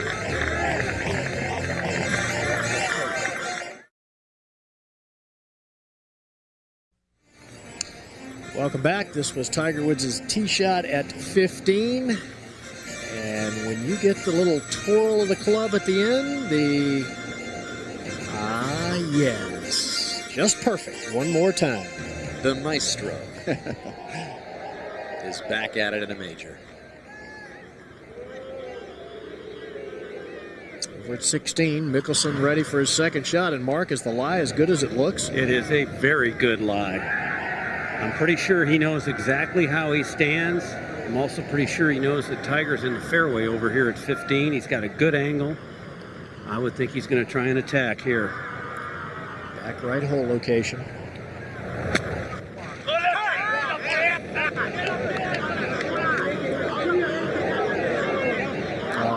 Can't come up short. I don't know whether he played for a jumper or just didn't catch it all, but that is not good. I thought he went a little deep on that good lie. You know, might have been sitting up too high. Yeah. Well, this is what U.S. Open are all about. He has missed only one fairway today. Imagine the aiming point, Gary, has got to be right in this area, huh? With maybe a I little would cut. Think so. Just get the ball up into the center of the green. Yesterday hit a left of the hole, and that was the key shot, wasn't it? It fed down by the hole and made that great putt. Right, but the hole's too far to the right to do that today. No feeding, but you want to get in the top tier. That's the key, right? We'll make the putt much easier. There's 171 yards, and he selected a 6-iron, and that Seems like a lot of club for the distance for him, but I think he's trying to ensure that he gets it on that proper level. It's uphill.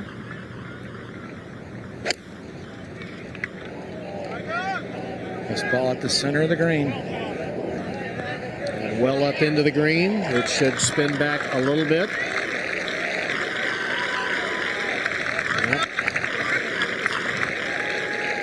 Started off with the 2-3 putts at the first and second holes. Looked like he might give some people a chance, but since then, 2 birdies and the rest pars. He might have said, I want to shoot even par today, and what do you think he's at right now? Even par for the day. Garcia now.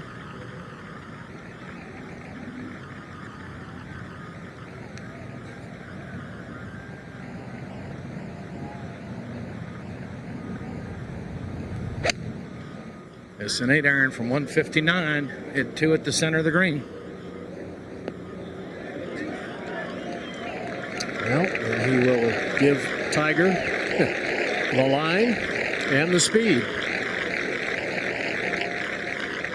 All right, up to 16, and Mark Rolfing, a very important bunker shot for the man who ranks in the top 10 in sand saves on the PGA Tour, and we see 6 of 8 this week. Well, he's made 2 beauties today already, Gary. The ones at 6 and 7 were both, I thought, more difficult shots than this one. He's got a lot of green to work with. Ball's down toward the bottom of the bunker. It's just a slightly uphill lie. A lot of slope in the green from the right, so he's going to have to throw the ball up into that hill. He has taken a very good look, just trying to visualize exactly where he wants to land it. Most likely, Gary, with a little cut, it will have side spin that will skew it to the left when it lands on the green.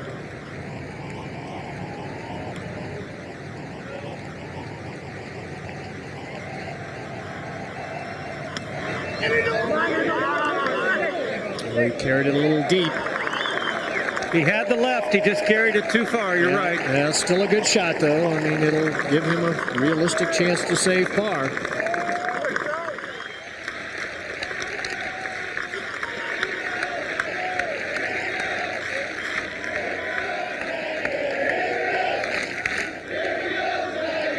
Here we go, Tiger, here we go. That has been the similar refrain for each of about the last 3 or 4 groups that have come up. Faldo received the same. Tiger going for a birdie or a first down. Yep. Well, he's got about 10 yards, so it's about the right distance. Up to 18. And the second shot for Nick Faldo. +5 a moment ago, coming up the hill at 18. +3 on his round today.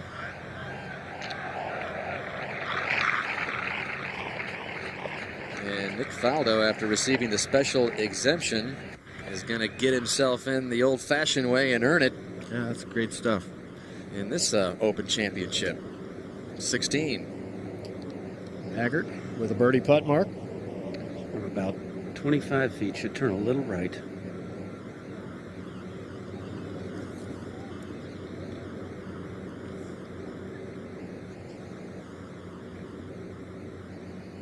Has been overread by most players, missing it left. It just will not do what it appears. Not happy with that one.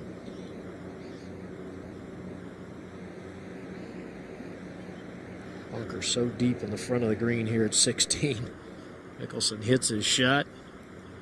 He's watching it, but he's got to get up there in a hurry.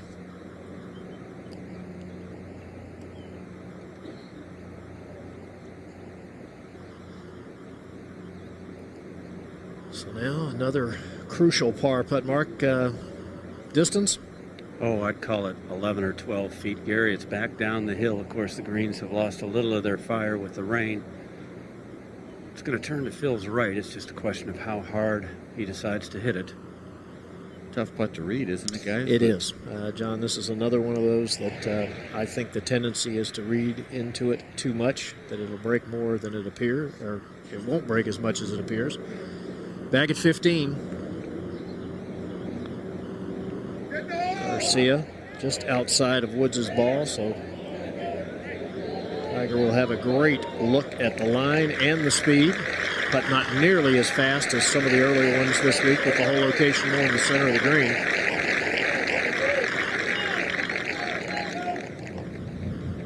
16. Mickelson for his par. Almost has to have this, Gary. I would certainly think so, Johnny. Now I'm getting the sense he knows how relentless Tiger is back there. I think he was hoping for a mistake of some kind. Bogey at 12 or maybe a par at 13. Can you stop whining that camera?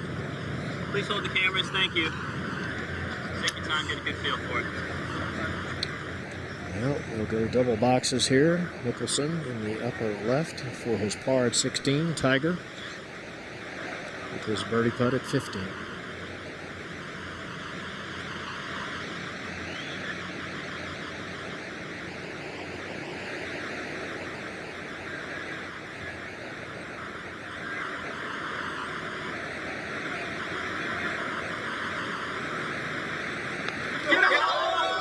Nope. Mickelson misses, drops to 1 under. Tiger, a little tentative.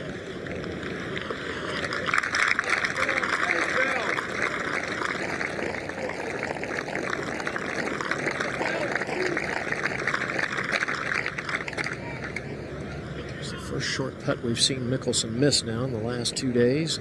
Unfortunately, Johnny, it looked like that stroke he's used so often in pressure situations tends to pull the ball slightly. He's been pretty clutch with that flat stick, but like you say, that's the first pull, like he's done many times in the last few holes or Ryder Cup matches. But pretty heroic though around his round today. Mickelson, one of the few guys under par, 1 under for the day with that bogey.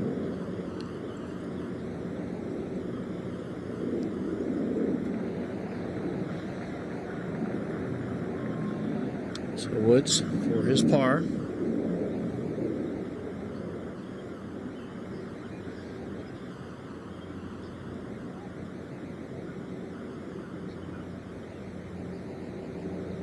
Safely in. The lead is 4 with 3 to play.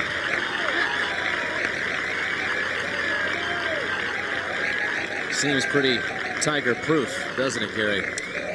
Well, he just seems to play the toughest holes the best, doesn't he? Garcia taps in for his par as well.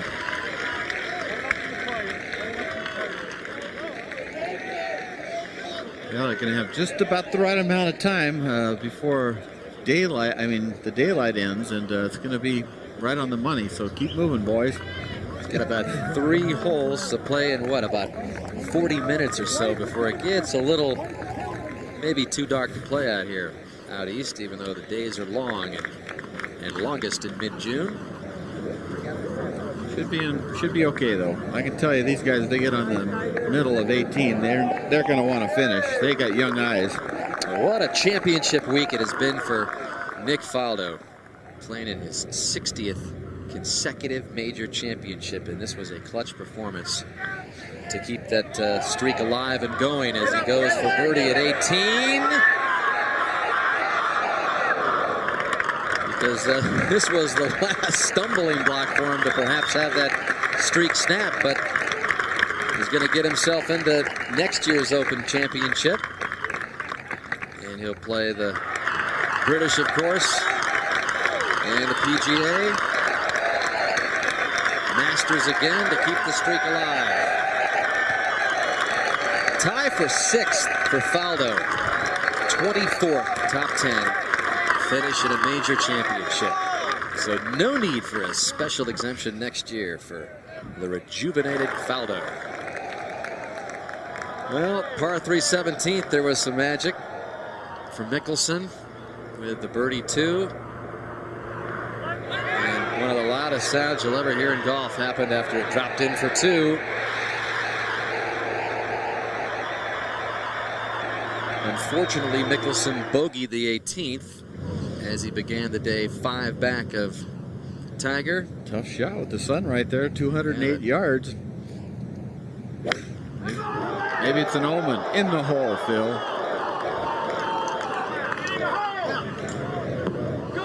Pretty darn good shot. It is a tough shot. The People that have played this black course at Bethpage know at this time of day, and believe me, this course always has players on it at this time of day. They know when you go to 17, it's a lot tougher because you stare right into that ball of fire at this hour.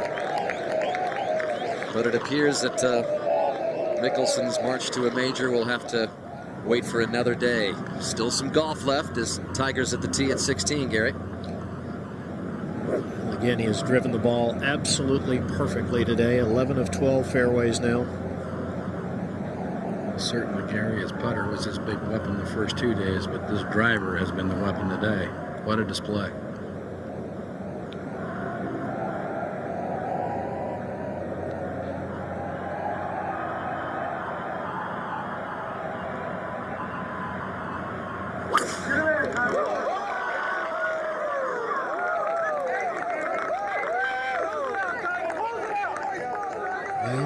Well left. That is close to the fescue rough. And okay, well, that's going to be a tough angle, Gary. Yes, it is. Very easy for the club to get caught up in the fescue grass trying to come down at the ball.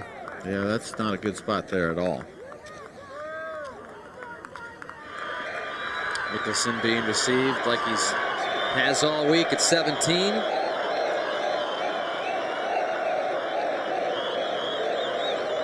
And Johnny, it could turn out to be another tough pill for this 32-year-old to swallow, turning 32 and still looking for your first major championship, while the guy right behind you is only 26 and is looking at the 8th major. But he's going to look at it. He's an optimist. He's going to say, hey, I was 10 strokes behind. True enough. I made a great comeback. Almost got the guy. Next time, let's not get so far behind. Yep. You know, if Tiger were to make bogey, which he could do very easily, that'd drop him to 4 and Mickelson go to 2. So still a hole where a birdie bogey on 18 could be a force of playoff. So it's not out of the question yet. Let's not write him off yet. He make this putt and birdie 18, then Tiger's going to have to do a little bit of extra work. So that was a fine shot by Phil with that sun setting right on the crest of the hill. That was gorgeous. And Maggart still steady as can be, just getting in the middle of the greens. This is really a scene, Johnny, I'll tell you. Boy, that's something else there. You know, and the New York fans have taken some criticism this week, but boy, the behavior today has been enthusiastic, but as far as we know, there has just not been one incident out there, and even through the rainstorm and getting in and out of their seats and back they come, and they've quiet right down for Mickelson and Maggart. It's almost incredible that as fervent as the gallery is here in the New York area, that they can get this quiet. They are a very polite gallery. It's been that way all day for Jeff Maggart. He has gone along, been doing sort of his own business, and as soon as he's ready to play, they all stopped.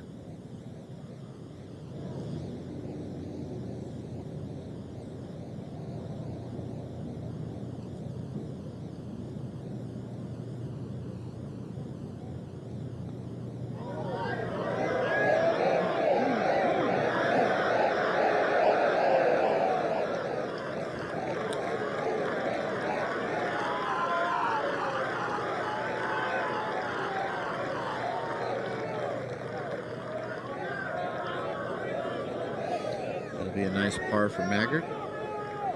Still tied for third with Sergio at +2. Well, if this somehow gets down, who knows how it'll get at 17. But before Mickelson strokes it, let's get a report on Tiger's lie at 16. Well, he has hit it very, very close to the fescue grass, and I believe the grass behind him and certainly on the right side will be. I think he's going to have to rather abruptly. I think the only way you can play this shot is to swing on line with the fescue and play like a cut shot, cut across it so the fescue can't grab it. Okay, Mickelson to try and inch within 3. Ball's going to turn to his left as it goes down the hill.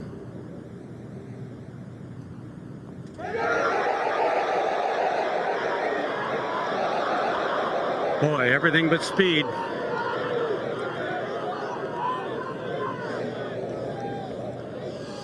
That would have been a little noise if that would have gone in, I can tell you that. Back to 16. Well, I think the trouble he has, Johnny, if he tries to play the cut shot you're talking about, is the trees in the way. Yeah, it could be a low little cut, swing with almost like a bunker shot cut across, or a tennis backhand. Well, he better not hit it low or he'll hit the tree in front of him. He's got to get the ball up. This from 160. It grabbed it all right. Grabbed it all right and has turned it left. Well, he's fortunate the ball gets up into the bunker. I'm not so sure too many guys could have even hit that shot. Do you, Gary? And No, Roger? I think that was his strength again, being a factor. Get the club down through the fescue grass. I'm sure most players' balls would have gone a lot lower and a lot farther left. Yeah. And at the exact same time that Tiger was hitting, this was Mickelson for par.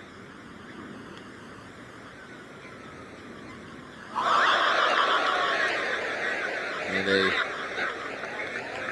distant of a putt, which has somewhat haunted Mickelson through the years of major championships. So his pulls. As he falls back to even. Just like the 71st hole at Pinehurst in '99 against Payne Stewart. And the numerous examples through the years in the Masters when had he been able to get it down from about that distance several times, he probably would be wearing a green jacket at this stage of his career. But now the lead is 5.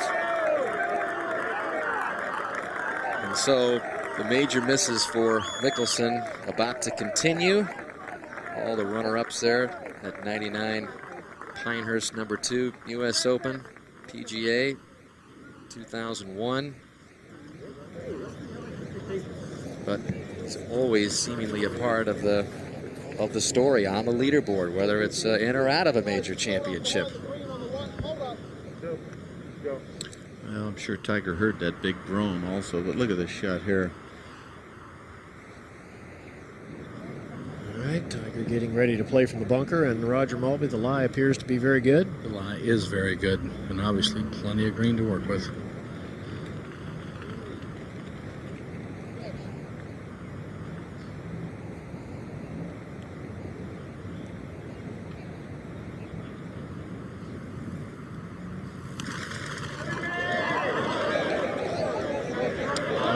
His game he has worked very hard on. He currently ranks 3rd on the tour in sand saves, getting the ball up and down 64% of the time, a big improvement over last year. Gary, he seemingly has gotten so good that he just seems like he toys with the field as Mickelson tees it up at 18, a par 4, 411 yards down the hill. He has given this one a rip. It is headed left, though. Oh, it's going to be just fine, nice and soft.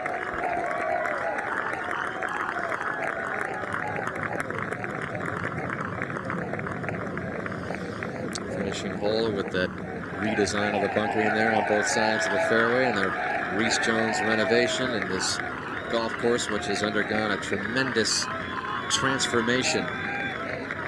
It was more than a bit scruffy before they revitalized it. And it's been a big part of this story this week at the U.S. Open. All the fans who have played this place so many times, getting a chance to see the best in the world take it on. And all of them have been humbled except for Mr. Woods, the only man under par in this championship. There was talk that there would be double digits under par, and Tiger in his first visit here quickly dispelled of those thoughts. Says anybody thinks it could be double digits under par is absolutely crazy. This is the toughest par 70 golf course I have ever seen. And remember, he's 0 for 8 in major championships on par 70 courses. He's about to do away with that little stat.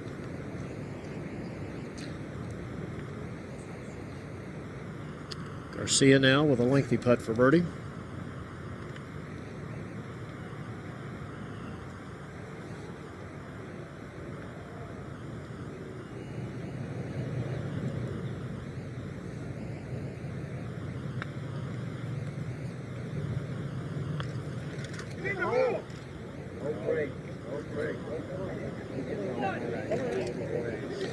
Nice lag there.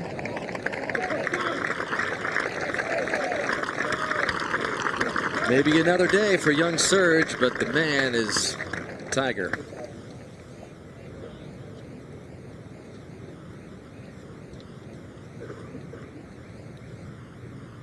Roger, you gotten quiet? Yeah, this little putt doesn't have much break in it, John. Most USGA championships won. Tiger Woods moving up the list. Gonna tie Jack Nicklaus, Joanne Carner, and only Bobby Jones will be one ahead. It's just a matter of time before he tops that list. 3 U.S. juniors, 3 U.S. amateurs. Nice stuff. Couple of opens.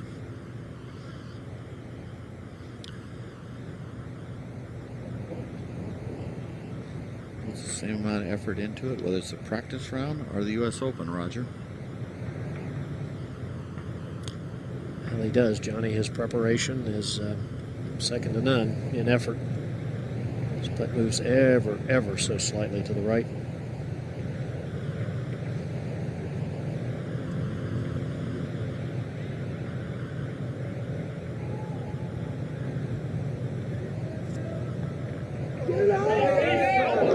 Got it off the hole.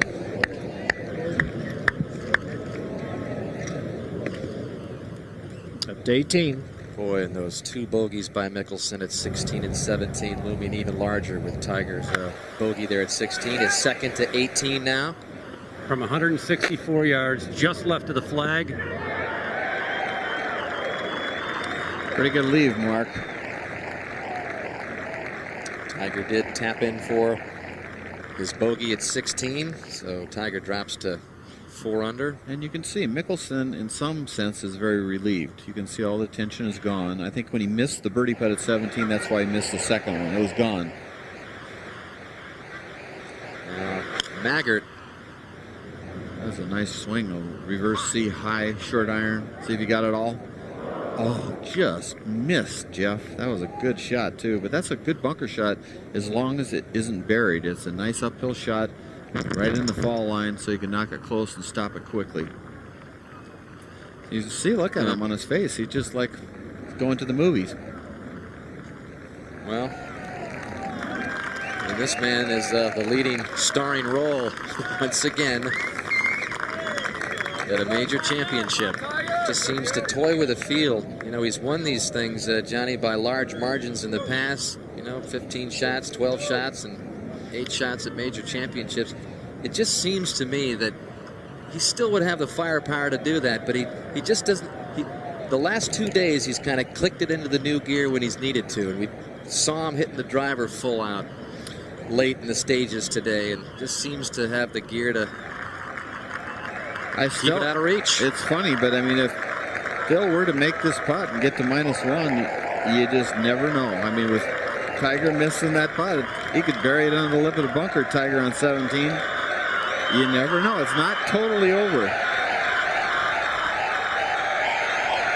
But he needs to make this.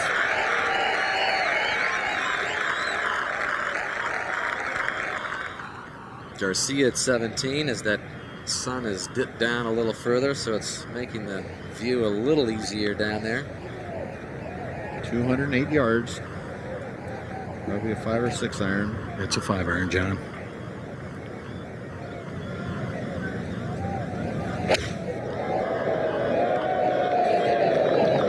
This ball hooking right at the flagstick. Boy, that's a long 5. Okay, little guy like that hitting a 5 iron, carrying about 212.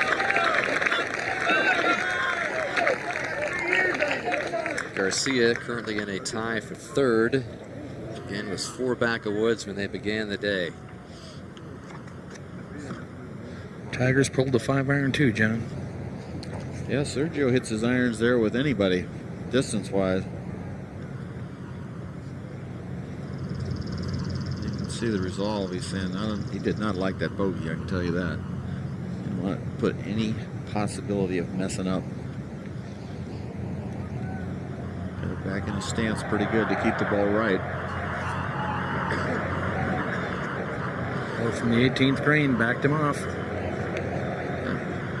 Maggard bunkered shot on 18.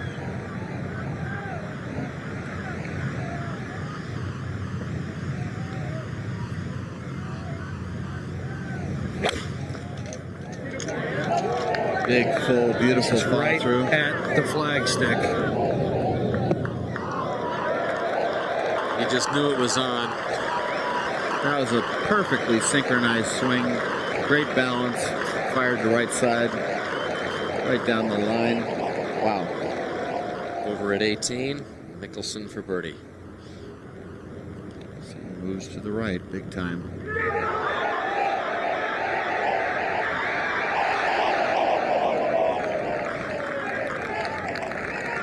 Like I said, it looks like he's going to the movies. But he's played a courageous championship. Made a good charge, yes, after the slow start yesterday. Like I said, this is an easy bunker shot. Uphill, and the ball will not roll much. It'll just land and just one little hop probably and stop. Maggard tied for third with Garcia. Gives him a good chance to stay there with Garcia behind him.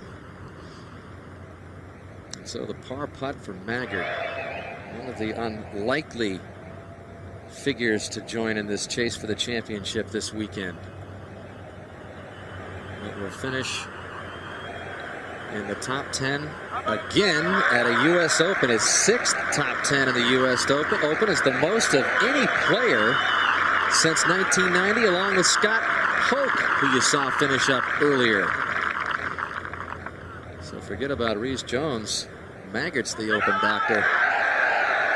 And a round of 70 for Mickelson, even par. Good playing on the weekends, 67-70. And it'll be his 7th top 3 finish in a major, the most of any player in the history of the game who has never won one. So Mickelson keeps knocking on the door. He just can't get through. The password is Tiger Woods. Tiger. So just the twosome left on the golf course at 17.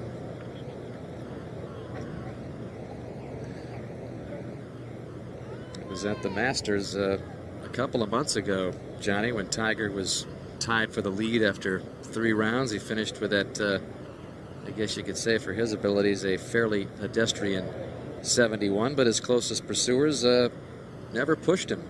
A lot of talk about how everybody kind of folded and let Tiger win another green jacket, but pretty good round by Mickelson, who shot the even par. But outside of that, Garcia's gone +3, Maggard +2, and Billy Mayfair was a contender today, +4, and Allenby +7 today. It's a pretty big putt right here for Sergio. Through all of this, not making really anything to speak of on the greens, he can make this putt. Third by himself. Par's 18. This is going to show Tiger the line a little bit and the pace again.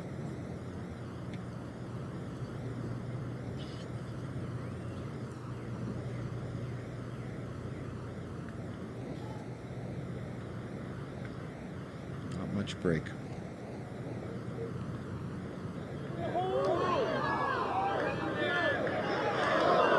He thought it was going to break left, but it was almost dead straight. Garcia, a contender in the U.S. Open for the 2nd straight year. Remember, he was tied for 12th last year at Southern Hills. He was just a shot back after 54 holes, but he finished with a 77 last year.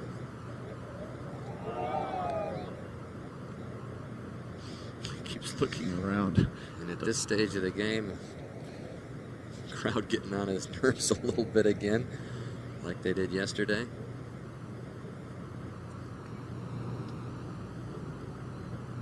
I think he's had far fewer disturbances today than yesterday. Well, he hasn't really been in the cauldron of the competition. I mean, Sergio kind of was feeding off that energy yesterday. Roger, this is probably going to go in. This is about as easy as you get. Well, this is the stage for it. It's amazing how many people are around this green.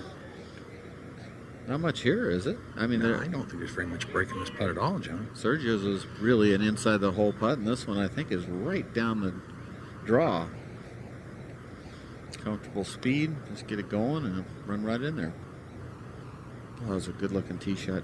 Both of these guys hit really from 208.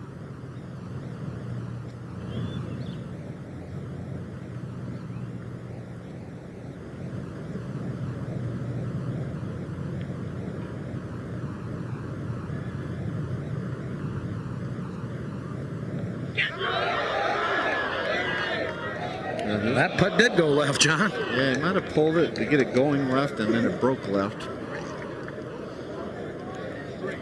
Late in the day, that's one thing about the last group out there. There are few footprints, even though these greens are about as good as you can get them. They're going to run as good as they did at 1 o'clock this afternoon.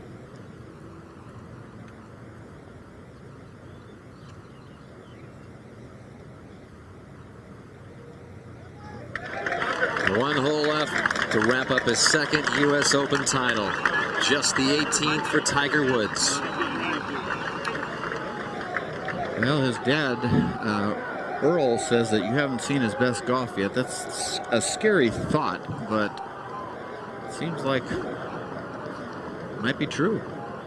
You bring up Earl Woods. He really was turned on to the game of golf for the very first time here in the New York area.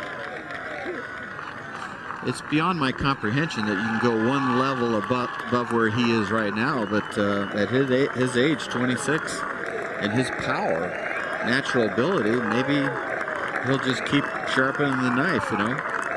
Tiger's father was introduced to golf at a place called Diker Beach Golf Course near the Verrazano Bridge in Brooklyn. Played it for the very first time and got absolutely hooked on the game of golf. Just was intrigued by it. In fact, just a little bit later on, played the black course here at Bethpage State Park some 30 years ago, and just said he was absolutely humiliated here. Sat under a tree after scoring a very big number. And but it's ironic, isn't it, that in this New York area, that is what spurred on the father of Tiger Woods, and the rest is history after he got his kid hooked on the game at a very, very early age. Okay, it's a big hole for Sergio. Got a chance. He's tied for third with Jeff Maggard, +2. It's a birdie hole if he can hit the fairway. Even though it's a tough, tough hole location.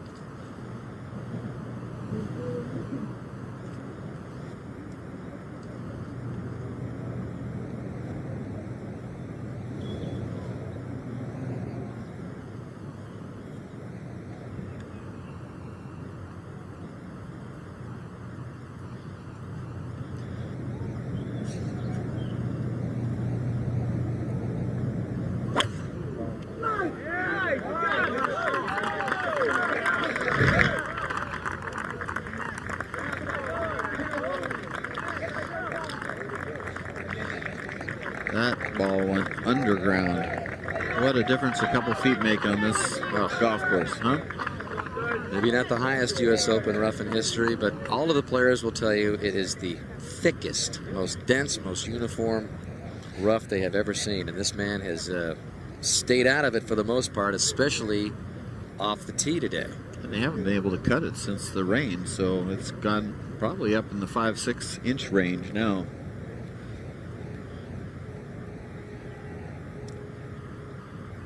Look at the width of his shoulders and the shape that he's in. I mean, this guy is an athlete, strong one.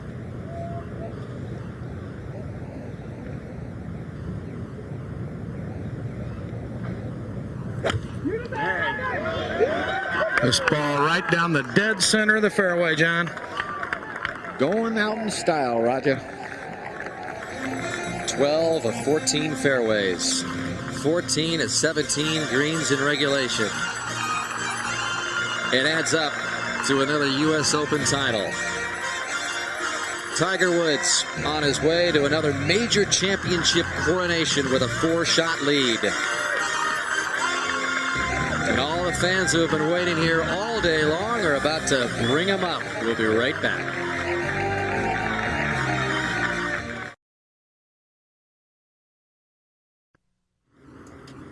Well, before we bid Long Island adieu, reminder coming to NBC in a couple of weeks, the U.S. Senior Open Championship.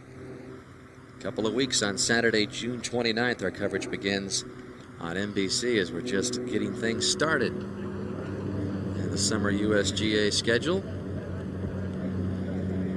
Tiger had the first round lead. He grabbed it on Thursday with his opening round of 67. Wire-to-wire champions with no ties. Had a chance to do it again here after accomplishing it at Pebble Beach. Become the 6th player to win wire-to-wire with no ties. The first player to do it twice. He's out on the fairway at the 18th with a 4-shot lead. 192 left to the hole. I'm going to tell you, if that weather delay had been another 10 minutes, we wouldn't be finishing. The light is getting pretty dim. Yeah, it looks lighter on your television because of our irises in our camera are able to create a more lit effect. But as we look back out our 18th tower here, it's pretty dark out there, Raj. It is. Tiger has selected a 5-iron. Middle of the green, huh, John? Oh, no doubt about it. Come on, folks, hold up, please. I think he wants the shot that'll just make it the easiest on himself.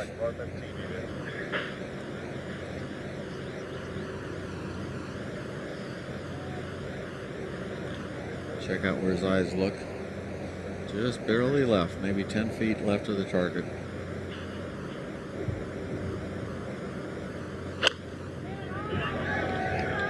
This ball starts at the left side of the green, really not cutting too much. Left center of the green. Boy, he just keeps hitting those greens, Roger. He just clinically took apart this golf course, and he couldn't have shot any higher than he did, to be honest with you. This isn't a round that he had to scramble and gut it out. This was just ball striking personified. Garcia now from the rough. Has not drawn a good lie. This is very deep. Well, he'd preferably hit this ball a little bit to the left for a better angle, but he's looking right at it.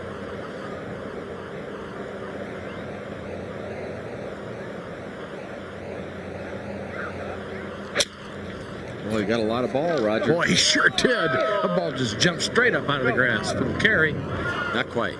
Man, that came close to being a sensational shot.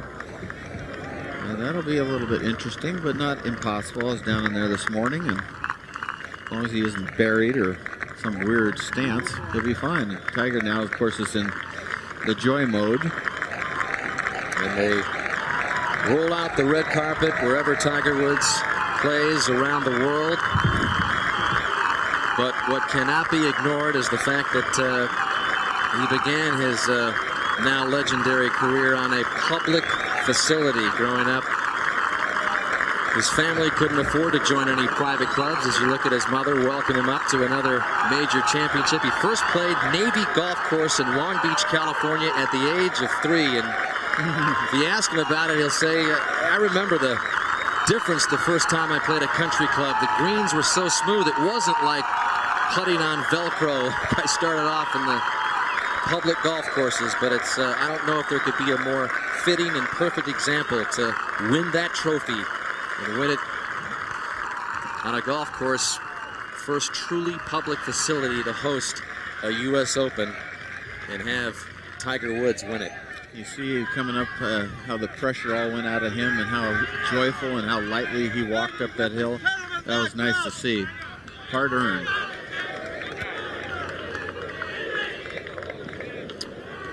Rich beyond his wildest dreams, but and you can see there New was York. a time when it all started years ago. You can see that line of New York's finest there. The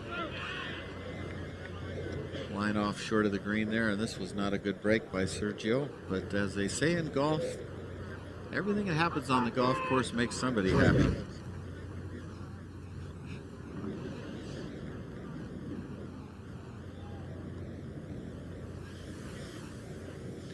Just chunk it out, Roger. Just chunk it out and tumble it up there if you can do it.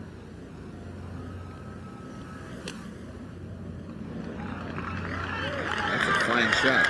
Yeah, that's a good play from there, John. Let's go down to Mark Rolfe. All right, thank you, Dan. Phil, yesterday at one point you trailed by 10 shots. You scratched, you clawed, you rallied, you came up a little short. Are you pleased at this point or disappointed or both? I had an unbelievable day today. It was the most amazing feeling. It felt very similar to the 99 Ryder Cup, and I had such a great time today. I'm sorry that I came a little short, but to be able to compete for such a great championship was a wonderful feeling and a wonderful opportunity, and I certainly enjoyed it. It's very difficult when Tiger did not come back at all. So when he made a couple bogeys early, I thought that this might be a good opportunity. It was very difficult to make birdies out there, but I had a great time, and it was an incredible experience. I know you keep close track of what Tiger's doing back there. When you got to within 2 shots after the birdie at 13, did you think he might make a mistake? Well, I thought that when I birdied 13 and got within 2, I thought that I had a very good opportunity. I knew I would need to make a couple of birdies. Okay, Tiger's going to putt at 18 real quick here. Hang on. Woods for birdie. Big slicing putt here by Tiger. Tough to get inside 3 feet.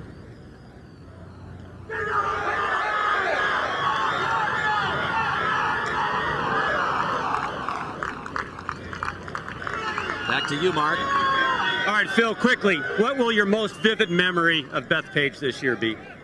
I cannot believe the reception from the people here. It's been just tremendous, and the game of golf has certainly benefited by bringing this championship to such a wonderful venue that everybody can play. The anticipation for this event was incredible, and I don't think that it was anything short of what was expected. It was just a tremendous event, and everybody involved had a wonderful time. Congratulations on a great performance. Thank you. Dan? Thank you, Mark. As the final 2 finish up at 18, Garcia. Well, we've seen this putt, Roger, miss 9 out of 10 times, barely right. Needs to sink this to tie Jeff Maggard for 3rd. Yeah, it's a pretty big putt, money-wise.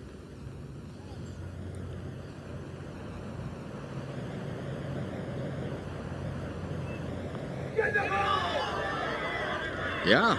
Oh, that was such a good putt.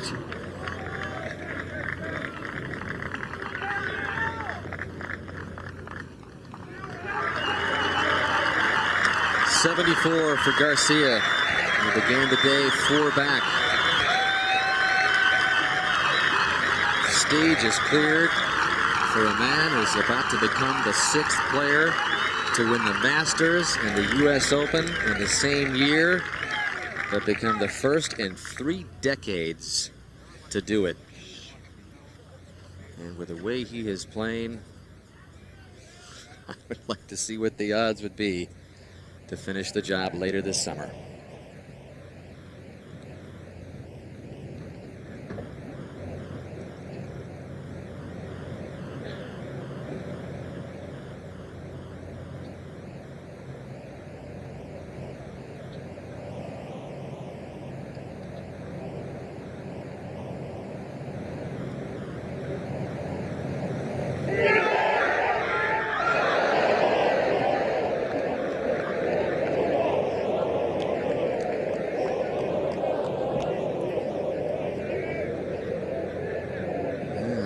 Started with a couple of 3 putts, Johnny, and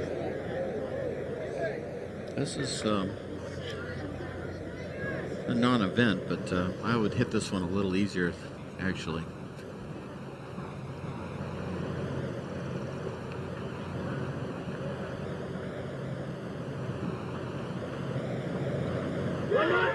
Tiger Woods halfway to the slam and his 2nd U.S. Open championship.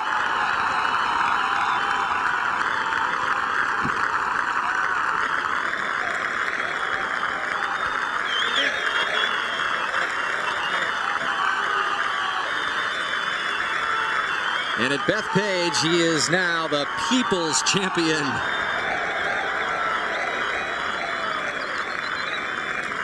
Well, the best player won. What can you say? And it's a phenomenal course, and it produced that. That's a mark of a great golf course when you can get really the right guys, number 1 and 2, finishing right there. in the world. +2 round of 72 was good enough for Woods. He gave himself the 4-shot cushion.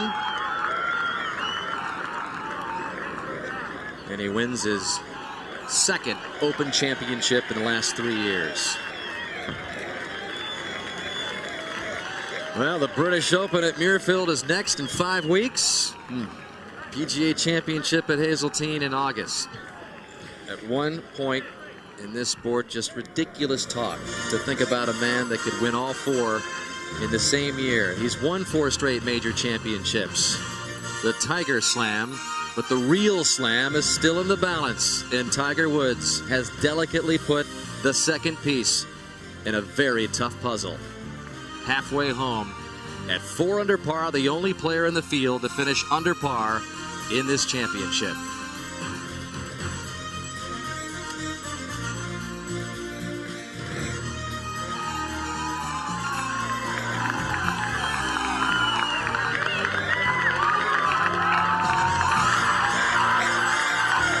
Tiger Woods is on another major run to history.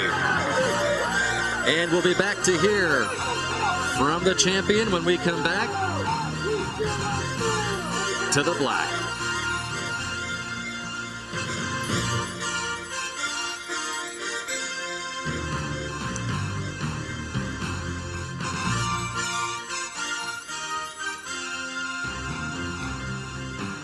And when there's history to document and it involves Tiger Woods and the waning light here on Long Island, it creates an even more dramatic scene.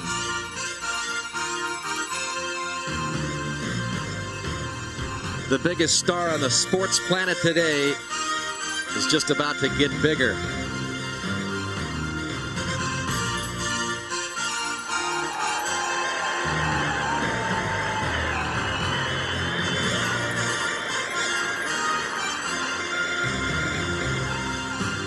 Seventh major championship in the last 11 played. And we'll hear from the 2-time U.S. Open champ when we come back. Well, there goes the People's Champion back out amongst the people at Bethpage, getting ready for the official presentation of the trophy.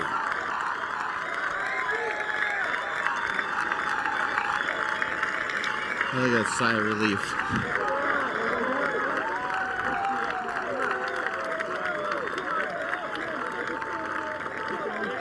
Seventh major in the last 4 years, the most by any player in a 4-year period. Ladies and gentlemen, please join me in welcoming the 102nd champion of the United States Open.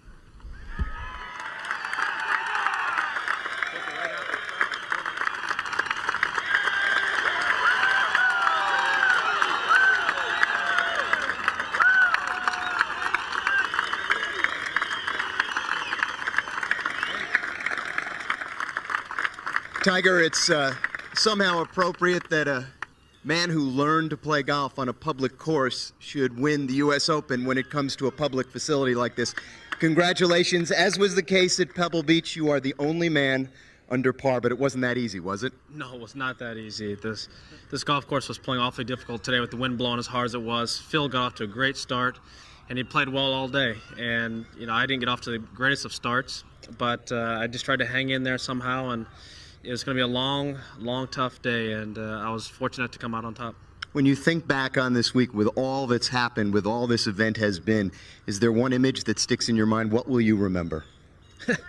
There's so many. You know, one, I guess playing in the rain. I mean, it was absolute downpour, and then on top of that here, finishing in the dark with seemed like strobe lights were going off when I was putting. It was. You've done that before. I have done that before, and you know, I like the results. People will talk about the Slam. You have talked about just wanting to win any tournament that you enter. The historical significance is undeniable. Is that something that's in your mind? Not right now, no. I'm celebrate this one and then have a good time. This one was hard fought. I mean, it was brutal how hard this golf course was playing, and the competitors this week put up such a great challenge. And you know, I would like to win the Slam. I've done it before. And, you know, hopefully I can do it again. Tiger Woods, congratulations, the champion of the 2002 U.S. Open. Well, it'll be a fun ride this summer to see if Tiger can check off another one on the list. All 4 majors in the same year. Don't forget, coming to NBC in a couple of weeks, the U.S. Senior Open Championship on June 29th. And coming up next, except on the West Coast, on an all-new Dateline NBC, Casey Martin won a tough court battle to use a card on the PGA Tour. It's Dateline NBC, the subject, then Law & Order, Criminal Intent, followed by Crime and Punishment. What a week at Bethpage for our entire NBC golf crew. Dan Hicks saying congratulations to Tiger Woods, the Open champion again.